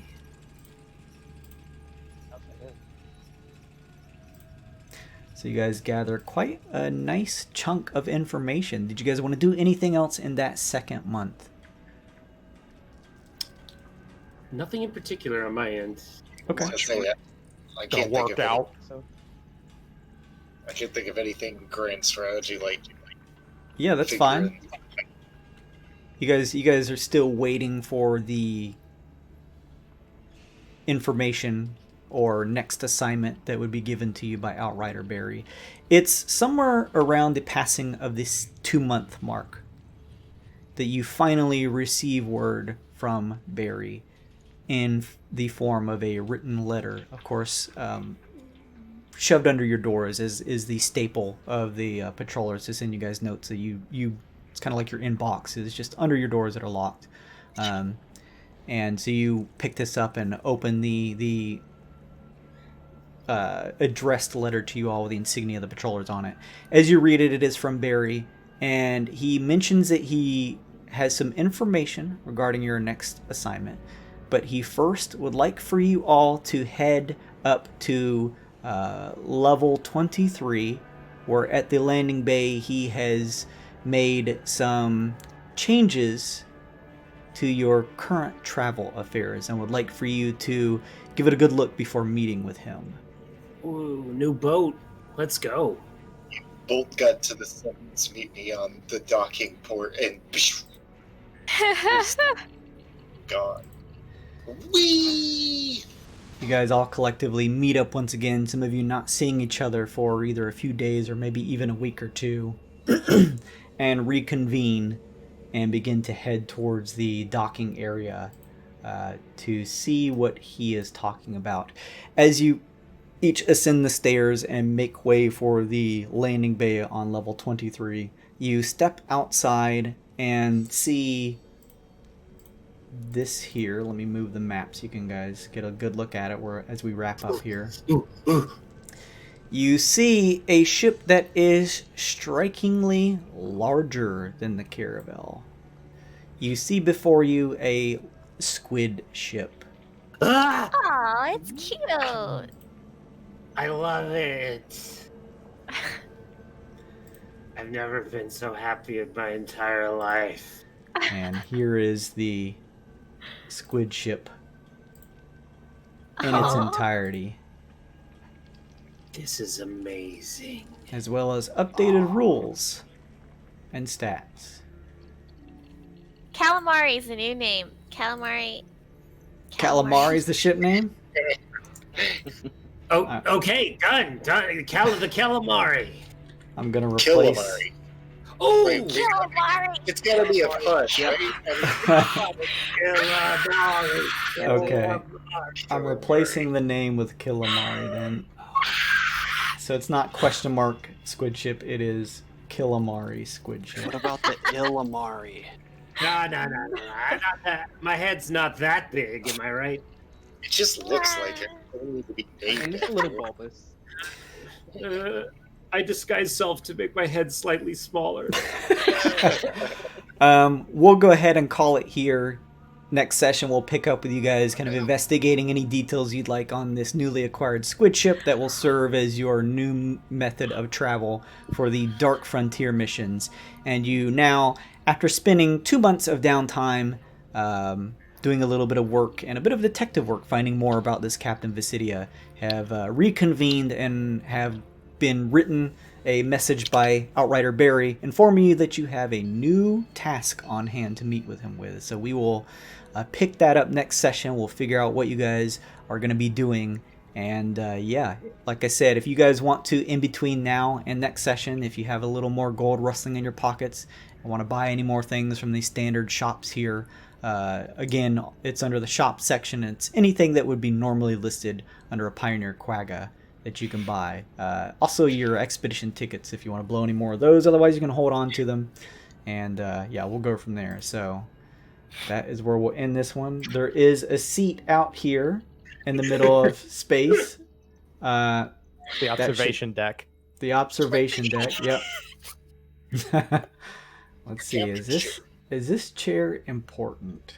Let's see. Let me look at the rules of that's the Spelljammer of the Killamari. Why is it over there? I must have moved this then. Let's see. This is main deck. Spelljamming. Okay. So actually, the Spelljamming helm is right here. Wait, where? Right here. Oh, there it is. Yeah. So this chair just falls. It just begins falling, and never stops because it's wild space. That was my favorite. It's like a Skyrim bug. You guys look over and just see a chair floating, and then it just falls. Oh no, Baldur's Gate, no! Yeah, it's Baldur's Gate. Yeah. Oh, go ahead. You see the interior of the ship, which is strange, and then all of a sudden the whole squid exterior loads, and then you see the outside. You see, guys, that first mission we did went so well. We had nothing but good news after it. And you know what? I'm ready to make a second mission exactly like the first. Only hopefully we have a complete ship by the end of it. Huh. Yeah. I mean, we still need to get information for our missions. Soup! Soup! For our soup! Recipe for the soup. Yes, a recipe that I'm making for soup. Mr. Ill, if we don't have to listen to anything Captain Bolt or any of the patrollers say, does that mean we don't have to listen to her either? Who? Oh. Especially. I mean, especially, yeah. Okay, awesome. Do what we want. How do you raise human children? Il does not know. Better than that. Sorry, Nick, that you had to wait to jump in, but I had a lot of fun. I don't know what you guys are talking about. He was with us the whole time. He just technically money? was. We made friends. I was laughing the whole time, man. It was hilarious. Thank you We guys shall for never forget. Yeah. You got a Using your badass statue. weapon. Yeah, you did. You guys did some cool stuff. If any of you want to, you of course have time next session. But if you want to slot any of those wild stones in anything, just let me know. For Killamari! And then who's getting the blast and slash? That was my question exactly. Nobody wants it. Who likes a versatile 1d10 slasher? So here's the thing: is I don't think any one of us can use it except Ironhide because it's a martial weapon. Oh Battle no, axe. Cogman can because he's part fighter. I was gonna say, yeah, I think Cogman could make use of it, but if it's he not- wanted to. It's not a sneak attack weapon. It's kind of the exact opposite of that. Yeah, yeah. What if it was a sneak attack weapon? Well, okay, hear me out. You have one really good magical hammer. When you need to pull out the shotgun axe, you got it strapped to your back and ready to go. It's pretty cool. It is Okay, probably, yeah, probably handy to have a secondary weapon just in case. Yeah, get disarmed or something. Who knows? We're going to go ahead and call it there. Thank you, everybody, for watching. I really appreciate it. Thanks for stopping in, Anna, and buying some fun stuff for both me and everyone else. I'm going to remember that +1 roll. This was a lot of RP, so I didn't really get too many opportunities to roll myself. But that's fine. I'll just keep that in mind, and probably going to use it next week. Next session is not going to be a full-on Halloween session, but there should be maybe some kind of spooky elements to it. We'll see how it turns out. No milk. You guys may just burn everything down like you did in this first mission. We'll see. I can promise there will be no milk unless you guys want there to be. So that'll be in your hands. Thank you everybody for watching. If you guys missed any of this or want to catch up on some of the previous episodes, it's all here on the VODs on Twitch, or you can go check it out on YouTube, and that's GAWD_mode. That's the same thing for all my handles for like the social stuff. I have a Twitter, Facebook, Instagram. Go check those out. We do giveaways and stuff on Twitter, and you can kind of keep up to date. I tend to stream outside of Friday night sessions, and I try to do a lot of like RPG or RPG adjacent content, although I'm doing some spooky stuff here in the next couple weeks, but just because it's Halloween time. So if you're interested in that, you can follow the Twitter, keep up to date when I go live, although I do have the schedule here on the Twitch page too. So yes, go check that out. If you enjoyed the content, please give us a follow or a sub even. That money goes right back into me buying a bunch of Roll20 Marketplace packs, and it also gets you a multiplier to the Twitch channel points that you earn, because you're earning those even if you're just hanging out and lurking. So I really appreciate it. I got another subscriber over on YouTube, so I'm like in the 90s now. That's really cool. So thank you everybody for checking out the content. I appreciate it. We're going to be back next week for maybe a little spooky, at least some elements in there of a spooky session, and we'll see how things go. It's fully original. There's going to be some open-ended stuff to it depending on what your characters are interested in and what paths they want to take. And I'm pretty excited for it. I think it'll be interesting. It's one that I've had as an idea in my mind that I'm like, I need to fit this in somewhere. And this is the perfect opportunity because of what you guys are doing. So we'll be back next week. Same time, same place, Friday night here on the channel at 9 p.m. Eastern Time or 6 p.m. Pacific, wherever you're located at. Come check it out. I appreciate it. We'll be back next time. Have a safe week, everybody. Goodbye. Bye. Bye.